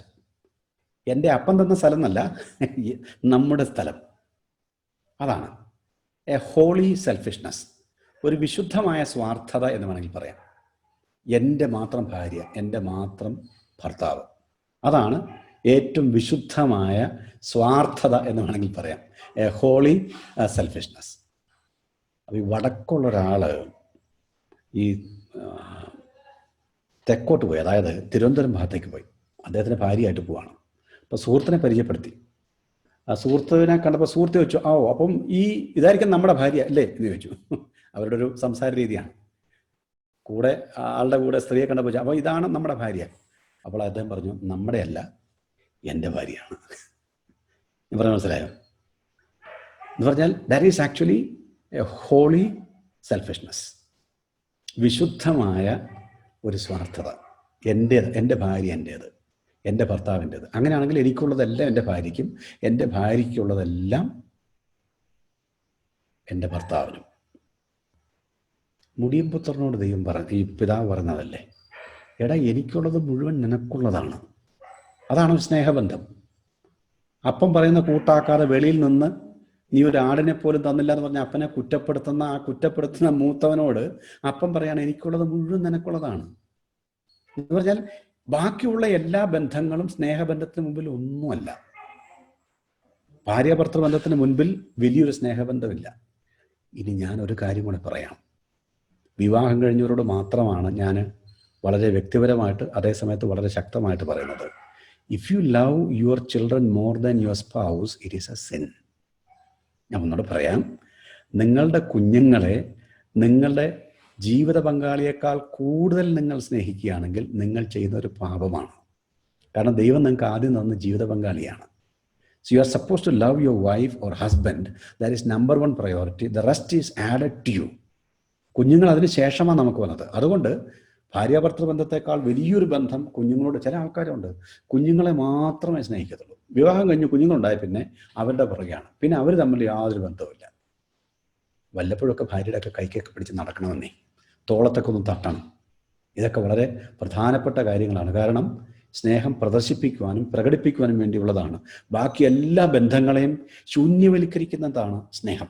അതാണ് ഞാൻ ആറാമത് പറഞ്ഞത്. ഏഴാമതായിട്ട് സ്നേഹം വളർത്തുന്ന സ്നേഹമാണ്. You also want to see the other person growing. കുടുംബ ബന്ധത്തിൽ ഭർത്താവ് എന്ന് പറയുന്നത് നേതാവാണല്ലോ, ആത്മീയ നേതാവും കൂടിയാണല്ലോ.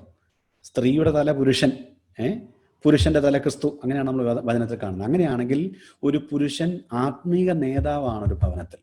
Is also shepherd of the family. ഒരു കുടുംബത്തിന്റെ ഇടയനും കൂടിയാണ്. അപ്പോൾ ഒരു ഭാര്യയെ ആത്മീയ കാര്യങ്ങളിൽ നയിക്കുവാനും നടത്തുവാനും പ്രാപ്തിയും പക്വതയും ഉണ്ടാകേണ്ട ഒരു ആത്മീക ദർശനമുള്ള ആളായിരിക്കണം ഭർത്താവ്. അല്ലാത്തൊരു വിവാഹം കഴിക്കാൻ പാടില്ല. ഞാൻ സാധാരണ ഈ കുടുംബ കൗൺസിലിങ്ങിൽ, പ്രത്യേകിച്ച് വിവാഹം കഴിക്കാനുള്ള ആൾക്കാരുടെ കൗൺസിലിങ്ങിൽ പറയുന്ന ഒരു കാര്യമാണ്, വിവാഹം കഴിക്കുന്നെങ്കിൽ നീ ഒരു പുരുഷനാകണം. അതാ ഒന്നാമത്തെ requirement. You should be a man. ആ മാൻ ആകുന്നതിൻ്റെ ലക്ഷണം എന്താണെന്ന് വെച്ചറിയാം. Are you a leader? Do you have leadership ability? ഒരു പെൺകുട്ടിയെ ആത്മീയ രീതിയിൽ വളർത്തുവാൻ നിനക്ക് കഴിവുണ്ടോ, കെൽപ്പുണ്ടോ? അങ്ങനെ പ്രാപ്തി ഉള്ളപ്പോൾ മാത്രം നീ വിവാഹത്തെക്കുറിച്ച് ചിന്തിച്ചാൽ മതി. സി, വളർത്തുന്ന സ്നേഹം. ആത്മീയമായിട്ട് എൻ്റെ ജീവിത പങ്കാളി വളരണം എന്ന് ആഗ്രഹിക്കുന്നത്. ആ പുള്ളിക്ക് ആത്മീയ കാര്യമൊന്നും താല്പര്യമില്ല. എന്നാലും പിടിച്ചു വരച്ചോണ്ട് വാ അച്ഛാ, സൂം ആണേ സൂം, ഗൂഗിൾ മീറ്റ് ആണേ ഗൂഗിൾ മീറ്റ്, വാ ഇവിടെ വന്നിരിക്കേ. ഞാൻ പുള്ളി റൂമിലെങ്ങാൻ കിടക്കുകയാണെങ്കിൽ ഇച്ചിരി വോളിയം കൂട്ടി ആ മൊബൈൽ അദ്ദേഹത്തെ ചെവിക്കടുത്ത് കൊണ്ടുവെക്കാം. അങ്ങനെയെങ്കിലും ആളൊന്ന് കേൾക്കട്ടെ വചനം. ഭാര്യയ്ക്ക് താല്പര്യമില്ല, വാടി എന്ന് പറഞ്ഞ് കൈ പിടിച്ചുകൊണ്ടൊന്ന് ആത്മീയ കാര്യങ്ങൾ കൊണ്ടുവരണം. അതാണ് വളർത്തുക എന്ന് പറയുന്നത്. Because you love the other person to grow. മറ്റേ നിങ്ങളുടെ ജീവിത പങ്കാളി ആത്മീയ കാര്യത്തിൽ വളരണമെന്ന് നിങ്ങൾക്ക് നിഷ്കർഷയുള്ളതുകൊണ്ട് നിങ്ങൾ സ്നേഹം പ്രകടിപ്പിക്കുന്നത് ആ ആളുടെ വളർച്ച കണ്ടുകൊണ്ടാണ്. 9, ഊഷ്മളമായ സ്നേഹം. എന്താ ഊഷ്മളമായ സ്നേഹം എന്ന് പറഞ്ഞാൽ? ഞാൻ പറഞ്ഞല്ലോ, അത് വികാരമാണെന്ന് ഞാൻ പറഞ്ഞു. നമുക്ക് അതിന് ധാരാളം ഭാഷകളുണ്ട്. ഇംഗ്ലീഷിൽ എഴുതിയിരിക്കുന്ന 500 പേജുള്ളൊരു ബുക്കുണ്ട്. ഗാരി എന്ന് പറഞ്ഞ ആളാണ് ഈ പുസ്തകം എഴുതിയിരിക്കുന്നത്. ആ പുസ്തകത്തിനകത്ത് 5 ലവ് ലാംഗ്വേജ്, സ്നേഹത്തിൻ്റെ 5 ഭാഷകൾ എന്നാണ് ആ പുസ്തകത്തിൻ്റെ പേര്. ലോകത്തിൽ ഒത്തിരി വിറ്റുപോയൊരു പുസ്തകമാണ് ഈ പുസ്തകം. 5 ലവ് ലാംഗ്വേജസ് എന്നുള്ളത്. അതിൽ അദ്ദേഹം പറഞ്ഞ സ്നേഹം പ്രദർശിപ്പിക്കാൻ വേണ്ടി അദ്ദേഹം പറയുന്ന 5 കാര്യങ്ങൾ. ഒന്ന്, ഫിസിക്കൽ ടച്ച്, ശാരീരികമായ സ്പർശനം. നിങ്ങൾക്കറിയാമല്ലോ, ഒരു പശുക്കിടാവ് ഉണ്ടാകുന്ന സമയത്ത് അതിൻ്റെ തള്ളക്കിടാവ് ആദ്യം ചെയ്യുന്ന എന്താ? നക്കുകയാണ്. ഏത് മൃഗങ്ങളെ നോക്കി സ്പർശനം ഏറ്റവും പ്രധാനപ്പെട്ടതാണ്, അല്ലേ? 1 കൊരിന്ത്യരിലെ പ്രശ്നം എന്താ? സ്നേഹമില്ല, അല്ലേ? പൗലോസ് അവസാനം ആ പുസ്തകം അവസാനിപ്പിക്കുമ്പോൾ എങ്ങനെയാണ് പറയുന്നത്? 16-ാം അധ്യായത്തിൽ വരുമ്പോൾ, പ്രിയ സഹോദരന്മാരെ, ക്രിസ്തുവിനെ സ്നേഹിക്കാത്ത ഏവനും ശപിക്കപ്പെട്ടവൻ, നമ്മുടെ കർത്താവ് വരുന്നു. എന്നിട്ട് ഞാൻ നിങ്ങളെ വന്ദനം ചെയ്യുന്നു, സ്നേഹ ചുംബനത്താൽ അന്യോന്യം വന്ദനം ചെയ്യുവൻ. Love one another with holy kiss. ഇത് 1-ാം നൂറ്റാണ്ടിൽ അവർ പ്രാവർത്തികമാക്കിയ ഒരു കാര്യമാകട്ടോ. എന്നോടൊരാൾ ഈ ഭാഗം പ്രസംഗിക്കുകയും പഠിപ്പിക്കുകയും ചെയ്തപ്പോൾ ചോദിച്ചു, സഹോദര, നമ്മളിപ്പോൾ ഈ ഹോളി കിസ് എന്താ പ്രാക്ടീസ് ചെയ്യാത്തത്? ഞാൻ പറഞ്ഞു, അതിൻ്റെ അകത്ത് ഹോളി നഷ്ടപ്പെട്ടു, വിശുദ്ധി നഷ്ടപ്പെട്ടു. ഇപ്പോൾ അത് പ്രഹസനം മാത്രമാണ്. കാണുമ്പോൾ കൈ കൊടുക്കുന്നതും കെട്ടിപ്പിടിക്കുന്നതൊന്നും അർത്ഥമില്ല. അതുകൊണ്ടാണ്. ഒരു സഹോദരൻ വളരെ ഹൃദയം നുറുങ്ങി പറഞ്ഞു, എൻ്റെ അച്ഛാ, എല്ലാം സഹിക്കാം, ഈ സഹോദര എന്നുള്ള വിളി അത് മാത്രം സഹിക്കാൻ പറ്റത്തില്ല. കാരണം ഈ വിളിക്കുന്നതിൽ സാഹോദര്യമില്ലെന്ന് വിളിക്കുന്ന ആൾക്കും അറിയാം, കേൾക്കുന്ന ആൾക്കും അറിയാം. ആത്മാർത്ഥതയിൽ നിന്ന് വരുന്നതല്ല. 1-ാം നൂറ്റാണ്ടിൽ അങ്ങനെയല്ല. വിജാതീയനെ ഒരു യഹൂദൻ കെട്ടിപ്പിടിക്കുന്നു. BC 720 തൊട്ട് ഒരിക്കലും ഒരു ബന്ധവും പുലർത്താതിരുന്ന ഒരു ശമരിയക്കാരനെ യഹൂദൻ കെട്ടിപ്പിടിക്കുന്നു, ഒരു ഗ്രീക്കുകാരനെ റോമൻ കെട്ടിപ്പിടിക്കുന്നു. 1-ാം നൂറ്റാണ്ടിലെ സഭയാ. അവരെന്താ പറയുന്നറിയാമോ? We are all brothers and we have one father God. രക്ഷിക്കപ്പെട്ട ഏത് മനുഷ്യനെയും സഹോദര സഹോദരി എന്ന് വിളിക്കുവാൻ അവകാശം നൽകുന്ന ഒരേ ഒരു പുസ്തകമാണ് ഈ പുസ്തകം. നമ്മുടെ സീതാരാമനുണ്ടല്ലോ, നിർമ്മല സീതാരാമൻ, അവർ രക്ഷിക്കപ്പെട്ട യുവതിയാണെങ്കിൽ അവരെ കൈകൊടുത്ത് നമുക്ക് എന്തുകൊണ്ട് സഹോദരി നിർമ്മല എന്ന് വിളിക്കാൻ പറ്റും, ഇല്ലേ? നമ്മുടെ പ്രധാനമന്ത്രിയായ നരേന്ദ്രമോദി രക്ഷിക്കപ്പെട്ട ഒരു സഭയിലെ അംഗമാണെങ്കിൽ എന്നാ ഉണ്ട് ബ്രദർ നരേന്ദ്രമോദി എന്ന് പറഞ്ഞ് അദ്ദേഹത്തെ കൈ കൊടുത്ത് ഒന്ന് കെട്ടിയൊക്കെ പിടിക്കാൻ നമുക്ക് പറ്റും. കാരണം അത്രയും സ്വാതന്ത്ര്യം തരുന്നൊരു വിശ്വാസ പ്രമാണമാണ് വേദപുസ്തകം.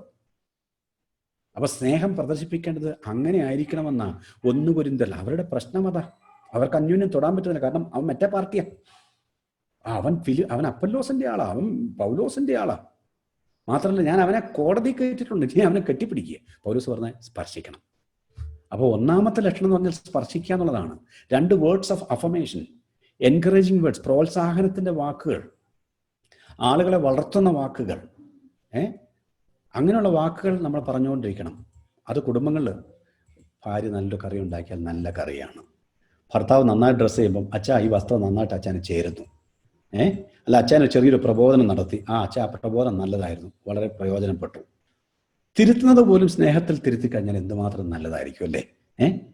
ഒന്ന് തിരുത്തുന്നത് പോലും സ്നേഹത്തിന്റെ ഭാഷയിൽ തിരുത്തി കഴിഞ്ഞാൽ എത്ര പേർക്ക് അത് കേൾക്കുവാൻ കഴിയും? അങ്ങനെ ഉത്തേജിക്കപ്പെട്ട എത്രയോ ആൾക്കാരുണ്ട്. പ്രോത്സാഹനം വരുന്നത് സ്നേഹത്തിൽ നിന്നാണ്. 3 ക്വാളിറ്റി ടൈം. എത്രമാത്രം സമയം നമ്മൾ പങ്കാളിയുമായിട്ട് ചെലവഴിക്കുന്നു, ഈവൻ മക്കളുമായിട്ട് ചെലവഴിക്കുന്നു, മാതാപിതാക്കളുമായിട്ട് ചെലവഴിക്കുന്നു, അത് വളരെ പ്രധാനപ്പെട്ടതാണ്. 4-ാമത്തെ 5 ലാംഗ്വേജ് എന്ന്, അല്ലെങ്കിൽ 5 ലവ് ലാംഗ്വേജ്, 5 സ്നേഹഭാഷയിൽ 4-ാമതായിട്ട് ഗാരി പറയുന്ന കാര്യം റിസീവിങ് ഗിഫ്റ്റ്. ചെറുതാണെങ്കിലും ഒരു സമ്മാനം കൊടുക്കുന്നത്. ഒരു 10 രൂപയുടെ ഹെയർ ബാൻഡ് 10 രൂപയ്ക്ക് കിട്ടുമോയെന്ന് എനിക്ക് അറിയില്ല കേട്ടോ, ക്ലിപ്പ് കിട്ടുമായിരിക്കും വേണമെങ്കിൽ. ഒരു 10 രൂപയുടെ ഒരു ഹെയർ ബാൻഡ് ഭാര്യയ്ക്ക് കൊടുത്തൊരു സർപ്രൈസ് ഗിഫ്റ്റ് കൊടുക്കുന്നത് എത്ര അനുഗ്രഹമാണ്. എൻ്റെ ചെറുക്കന്മാരെ, നിങ്ങളുടെ അപ്പൻ്റെയൊക്കെ കാറും ബൈക്കും ഒക്കെ വല്ലപ്പോഴൊക്കെ ഒന്ന് കഴുകി അപ്പം വെളിയിൽ നിന്ന് വരുമ്പോൾ തിളങ്ങി നിൽക്കുന്ന ബൈക്കും കാറും ഒക്കെ കാണുമ്പോൾ അദ്ദേഹത്തിന് എന്ത് സന്തോഷം കാണും, അല്ലേ? That can B A simple thing. ഒരു ബർത്ത്ഡേക്ക് നമ്മൾ സ്വന്തം കൈകൊണ്ട് എഴുതിക്കുന്ന ഒരു കാർഡാണെങ്കിലും കൊടുക്കുന്നത് എന്ത് നല്ലതാ. അടുക്കളയിൽ കയറി എന്തെങ്കിലും ഒരു ചെറിയൊരു സഹായം ചെയ്യുന്നത്, അതൊക്കെ സ്നേഹത്തിന്റെ ചിഹ്നമാണ്. അതാണ് ആക്ട് ഓഫ് സർവീസ്. 5-ാമതായിട്ട് അദ്ദേഹം പറഞ്ഞത് 1 physical touch, 2 words of affirmation, 3 quality time, 4 receiving gifts, 5 acts of service. ശാരീരിക സ്പർശനം, പിന്നെ ഉത്തേജിപ്പിക്കുന്ന വാക്കുകൾ, പിന്നെ സമയം ഒന്നിച്ച് ചെലവഴിക്കുന്നത്, ചെറുതാണെങ്കിലും വലുതാണെങ്കിലും ചെറിയ സമ്മാനങ്ങൾ കൊടുക്കുന്നത്, പിന്നെ ജീവിത പങ്കാളിയെ സഹായിക്കുന്ന ആക്ട് ഓഫ് സർവീസ്. ഇത് കുടുംബങ്ങൾ, ഭാര്യ ഭർത്താക്കന്മാർ തമ്മിൽ ചെയ്യാം, മാതാപിതാക്കൾക്ക് വേണേൽ ചെയ്യാം, കുഞ്ഞുങ്ങൾക്ക് വേണേൽ ചെയ്യാം. ചെറിയ ചെറിയ കാര്യങ്ങളാണ്. എടാ മോനെ, ചെറുപ്പക്കാരനെ കേൾക്കുന്നുണ്ടല്ലോ അല്ലേ? അപ്പൻ്റെയൊക്കെ ഷർട്ട് ആ ഹാങ്കറിൽ നിന്ന് എടുത്ത് ഒന്ന് തേച്ച് കഴിഞ്ഞാൽ എന്ത് നല്ലതായിരിക്കും, അല്ലേ? അമ്മ പാത്രം കഴുകുമ്പോൾ അമ്മ ഇന്ന് മാറി നിൽക്കും, ഞാനൊന്ന് കഴുകാം. അമ്മ ഇന്നത്തെ തറ തുടയ്ക്കുന്നത് ഞാനായിരിക്കട്ടെ, ഞാനെന്ന് എൻ്റെ ബെഡ്, അറ്റ്ലീസ്റ്റ് എൻ്റെ ബെഡെങ്കിലും ഞാൻ വിരിച്ചിടാം. ഇങ്ങനെയുള്ള ചെറിയ ചെറിയ കാര്യങ്ങൾ നമ്മൾ കുടുംബത്തിൽ ചെയ്യുമ്പോൾ വലിയൊരു സന്ദേശമാണ് നമ്മൾ അമ്മയോട് പറഞ്ഞത്. അമ്മ ജോലി ചെയ്ത് കഷ്ടപ്പെട്ടു, I love you mom, I want to do certain thing. സ്നേഹം ഏറ്റവും വലുതാണ്. സ്നേഹം ഏറ്റവും ഊഷ്മളമാണ്. അത് ഭാര്യ ഭർത്താക്കന്മാർ മാത്രമല്ല, മാതാപിതാക്കൾ മാത്രമല്ല, കുഞ്ഞുങ്ങൾ തമ്മിൽ മാത്രമല്ല, ബന്ധുമിത്രാദികളുമായിട്ടും എല്ലാ രീതിയിലും എല്ലാവരെയും സ്നേഹിക്കുകയും ഉൾക്കൊള്ളുകയും ചെയ്യുന്ന ഏറ്റവും വലിയ ഒരു എനർജിയാണ് സ്നേഹം. ഒരാളടുത്തൊരു ഗുരുജിയുടെ അടുത്തൊരു സ്ത്രീ എന്ന് പറഞ്ഞു, എൻ്റെ ഭർത്താവ് മൂക്കിൻ്റെ അറ്റത്ത ദേഷ്യം, കാപ്പിക്ക് ചൂട് കൂടിയാൽ തലയിലൊഴിക്കും, പഞ്ചസാര കുറഞ്ഞാൽ തലയിലൊഴിക്കും, ചായപ്പൊടി കൂടിപ്പോയാൽ അന്നേരവും തലയിലൊഴിക്കും, ചെള്ളക്കെട്ട് പഠിക്കും, സാമ്പാറിൽ ഉപ്പ് കൂടാൻ പാടില്ല, കായം കൂടാൻ പാടില്ല, അരി ഇത്രയേ വേകാൻ പാടുള്ളൂ, ഭയങ്കര എന്ത് തൊട്ടാലും കുറ്റം. ഒരു പ്രാവശ്യം മുട്ട പൊരിച്ചു കൊടുത്തപ്പോൾ ഇനി എന്തിനാ പൊരിച്ചത്, എനിക്ക് പുഴുങ്ങി വേണമെന്ന് പറഞ്ഞു. പിറ്റേ ദിവസം പുഴുങ്ങി കൊടുത്ത് പറഞ്ഞു, നീ എന്തിനാ പൊരിച്ചെന്ന് ചോദിച്ചിട്ട് അടിച്ചു. പിന്നെ ഒരെണ്ണം പുഴുങ്ങി ഒരെണ്ണം പൊരിച്ചു. ഏതായാലും ഏതാണ് പുള്ളിക്ക് പിടിക്കാൻ നിർത്തല്ലോ. അപ്പോൾ പുള്ളി പിന്നെയും ദേഷ്യം പിടിച്ച് പറഞ്ഞു, പൊരിക്കേണ്ട മുട്ട വേണ്ട അവള് പുഴുങ്ങിയും വെച്ചു, പുഴുങ്ങേണ്ട മുട്ട അവള് പൊരിച്ചും വെച്ചു. എൻ്റെ ഗുരുജി ഒരു രക്ഷയില്ല മനുഷ്യനെ കൊണ്ട്. ഞാൻ എന്താ ചെയ്യണ്ടേ? അപ്പോൾ ഗുരുജി പറഞ്ഞു, നമ്മുടെ മലയുടെ മുകളിൽ പുലിയുണ്ട്. മീശപ്പുലി മലയിൽ ഒരു പുലിയുണ്ട്. നിനക്കറിയാമോ? ആ, അറിയാം. ഇടയ്ക്ക് ഗ്രാമത്തിലൊക്കെ വന്ന് പശുവിനൊക്കെ കടിച്ചുകൊണ്ടൊക്കെ പോകുമല്ലോ, ആടിനൊക്കെ കടിക്കുമല്ലോ. ആ, നീ ആ മലയുടെ മുമ്പ് ചെല്ലണം. അയ്യോ, അതൊക്കെ പുലി കടിക്കത്തില്ലേ? ഞാൻ പറയാം, നീ കേൾക്ക്. നീ ആദ്യം പോകുമ്പോൾ കുറച്ച് ഇറച്ചി കഷ്ണമൊക്കെ അടിച്ച് തന്നിട്ട് പതുക്കെ ഇറച്ചി ഓരോ ദിവസം കൊടുക്കുക. എന്നിട്ട് എനിക്കതിൻ്റെ ഒരു രോമം പറിച്ചുകൊണ്ട് വരണം. മീശയുടെ ഒരു രോമം എനിക്ക് പറിച്ചുകൊണ്ട് വരണം. എന്നാൽ ഞാൻ നിനക്ക് ഭർത്താവിനെ എങ്ങനെ മെരുക്കിയെടുക്കാമെന്ന് ഞാൻ നിന്നെ പഠിപ്പിച്ചു തരാമെന്ന് പറഞ്ഞു. ഇവൾ ആദ്യം ചെന്നപ്പോൾ പുലി മരണ്ടു. ഇവൾ ദൂരെ നിന്ന് ഇറച്ചി ഇങ്ങനെ ഇട്ട് കൊടുത്തു. പുലി അത് തിന്നതിന് ശേഷം ഇവിടെ ഒരു രൂക്ഷമായ നോട്ട് നോക്കി ഇവിടെ തിരികെ പോയി. പിറ്റേ ദിവസം അവൾ അതേ സമയമായപ്പോൾ കുറച്ച് ഇറച്ചി കൂടെ കൊണ്ടുവന്നു. ഇപ്രാവശ്യം കുറച്ച് അടുത്ത് നിന്ന് എറിഞ്ഞു കൊടുത്ത്. മൂന്നാമത്തെ ദിവസം ഇച്ചിരി കൂടെ അടുത്ത് ചെന്നു. നാലാമത്തെ ദിവസം വായിൽ വെച്ച് കൊടുത്തു. അഞ്ചാമത്തെ ദിവസം തടകിയിട്ട് കൊടുത്തു. അങ്ങനെ ഈ പുലിയും ഈ സ്ത്രീയും തമ്മിൽ വലിയ സുഹൃത്തുക്കളായി. ഇങ്ങനെ ഒരു ദിവസം ഇങ്ങനെ ഇറച്ചി വായിൽ വെച്ച് ഇങ്ങനെ തീറ്റിക്കൊണ്ടിരിക്കുമ്പോൾ ഒരൊറ്റ വലി വലിച്ചു. പുലി ഒന്നും പറഞ്ഞില്ല, ഒന്നും മുരണ്ടു പോലുമില്ല. ഒരു മീശയും പറിച്ചത് താഴെ കൊണ്ടുവന്നു. എന്നിട്ട് ഗുരുജിക്ക് കൊടുത്തു. അപ്പോൾ ഗുരുജി ചോദിച്ചു, കെട്ടിയോന്ന് ചോദിച്ചു. കെട്ടി. ശരി, ഇനി ഭർത്താവിനെ എങ്ങനെ കീഴടക്കാമെന്ന് ഞാൻ പറയാം. ഇതുപോലെ ചെയ്താൽ മതി. കാരണം സ്നേഹം കൊണ്ട് കീഴടക്കാൻ പറ്റാത്തതായിട്ട് ആരുമില്ല. നിനക്കൊരു പുലിയെ പോലും വരുതിയിൽ പെരുത്തുവാൻ സ്നേഹം പ്രയോജനപ്പെട്ടെങ്കിൽ മുരടനായ നിന്റെ ഭാര്യയെ നിനക്ക് സ്നേഹം കൊണ്ട് കീഴടക്കാം. നിങ്ങളുടെ ഭാര്യ പ്രശ്നക്കാരിയാണോ? നിങ്ങളുടെ ഭർത്താവ് പ്രശ്നക്കാരനാണോ? നിങ്ങളുടെ കുഞ്ഞുങ്ങൾ പ്രശ്നക്കാരാണോ? അമ്മായിയമ്മ അതാ പ്രശ്നമല്ലേ? മരുമോൾ ഒന്ന് പറഞ്ഞാൽ 4 തിരിച്ചു പറഞ്ഞ മരുമോൾ. കാരണം നമ്മൾ സ്കൂളിൽ പോയിട്ടില്ല. അവൾക്ക് ഇംഗ്ലീഷൊക്കെ അറിയാം, അവൾക്ക് കമ്പ്യൂട്ടർ ഉപയോഗിക്കാൻ അറിയാം, അവൾക്ക് മൊബൈൽ ഉപയോഗിക്കാൻ അറിയാം. വളരെ അഡ്വാൻസ്ഡ് ആണ്. നമ്മൾ ഓൾഡ് ജെന്നാണല്ലോ, അവൾ ന്യൂ ജെന്നാണ്. ശരിയാ, അതുകൊണ്ടാണ് വകവെക്കത്തില്ല. ഒന്ന് സ്നേഹിച്ച് നോക്കിയേ, സ്നേഹം ഒന്ന് പകർന്നു കൊടുത്ത് നോക്കിയേ. സ്വാർത്ഥതയില്ലാത്ത, വിട്ടുകൊടുക്കുന്ന, ദാനം ചെയ്യുന്ന, വ്യവസ്ഥയില്ലാത്ത, ഉടമ്പടിയുള്ള, ക്ഷമിക്കുന്ന, സമർപ്പിക്കുന്ന, വളർത്തുന്ന ഊഷ്മളമായ സ്നേഹം കാണിക്കുമ്പോൾ അതിൽ വീഴാത്ത ആരുമില്ല. അതിനുവേണ്ടി ദൈവം സ്നേഹം നിർമ്മിച്ചു തന്നെ. 10ാമതായിട്ട്, മുറിയപ്പെടാത്ത സ്നേഹം. ഒരിക്കലും അറ്റുപോകരുത്. എന്ത് കാരണം കൊണ്ടും മുറിയാത്തൊരു ബന്ധമാണ് സ്നേഹബന്ധം. അത് കുടുംബജീവിതത്തിലാകട്ടെ, ഭാര്യ ഭർത്താക്കന്മാർ തമ്മിലുള്ള ബന്ധമാകട്ടെ, മക്കളും പിതാക്കന്മാരും അല്ലെങ്കിൽ മാതാപിതാക്കളും തമ്മിലുള്ള ബന്ധമാകട്ടെ, അല്ലെങ്കിൽ ബന്ധുമിത്രാദികൾ തമ്മിലുള്ള ബന്ധമാകട്ടെ, ഒരിക്കലും മുറിയാത്ത ഒരു ബന്ധം, അതാണ് സ്നേഹം. ആ സ്നേഹമാണ് വേദപുസ്തകത്തിലെ സ്നേഹം. പ്രിയമുള്ളവരെ, സ്നേഹം എന്ന് പറഞ്ഞാൽ എന്ത് എന്നുള്ള ചോദ്യത്തിന് നമ്മൾ ഉത്തരം തേടുകയായിരുന്നു. What love looks like? സ്നേഹം എങ്ങനെ, സ്നേഹത്തെ കണ്ടാൽ എങ്ങനെ ഇരിക്കും? ഞാൻ എൻ്റെ പച്ച മലയാളം പറയുകയാണ്. How does love look like? ഈ സ്നേഹത്തെ കണ്ടാൽ എങ്ങനെ ഇരിക്കും? ഞാൻ പറയട്ടെ, ഉത്തരം എനിക്ക് കിട്ടി. സ്നേഹത്തെ കണ്ടാൽ യേശുവിനെ പോലെ ഇരിക്കും. അവൻ ആർദ്രതയുള്ളവനാണ്, ക്ഷമിക്കുന്നവനാണ്, സഹിക്കുന്നവനാണ്, സ്വാർത്ഥതയില്ലാത്തവനാണ്, ക്ഷമിക്കുന്നവനാണ്, സമർപ്പിക്കുന്നവനാണ്, ഊഷ്മളതയുള്ളവനാണ്, ആർദ്രതയുള്ളവനാണ്, സൗമ്യതയുള്ളവനാണ്, താഴ്മയുള്ളവനാണ്. ഇതെല്ലാം കൂടെ ചേരുന്നതാണ് സ്നേഹം. നിത്യതയിലും നമുക്ക് ആവശ്യമുള്ള ഒരേ ഒരു കാര്യം സ്നേഹമാണ്. കാരണം വിശ്വാസവും പ്രത്യാശയും നമുക്ക് ആവശ്യം വരികയില്ല. കാരണം വിശ്വാസത്തിൻ്റെ പൂർത്തീകരണം യേശുവിൽ കണ്ടല്ലോ. പ്രത്യാശയുടെ ഏറ്റവും ആത്യന്തികമായ പൂർത്തീകരണം കർത്താവിൻ്റെ വരവിലും അവൻ്റെ രാജ്യത്തിലും നിത്യതയിലും പൂവണിയുമല്ലോ. അപ്പോൾ അതിന് രണ്ടും പ്രസക്തിയില്ല. പക്ഷെ നിത്യതയിലും നമ്മളെ കൂടെ നിർത്തുന്ന, ഒട്ടിച്ചു നിർത്തുന്ന ഏറ്റവും വലിയ പശ, ആ പശയ്ക്ക് യേശുവിൻ്റെ രൂപമാണ്. ആ ശബ്ദത്തിന് യേശുവിൻ്റെ സ്വരമാണ്.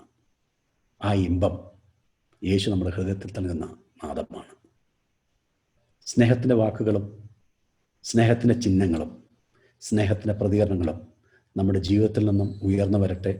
നമ്മുടെ കുടുംബങ്ങളെല്ലാം സ്നേഹത്തിൻ്റെ വിളനിലമായിട്ട് മാറട്ടെ എന്നുള്ള പ്രാർത്ഥനയോടുകൂടെ വാക്കുകൾ ഉപസംഹരിക്കുന്നു.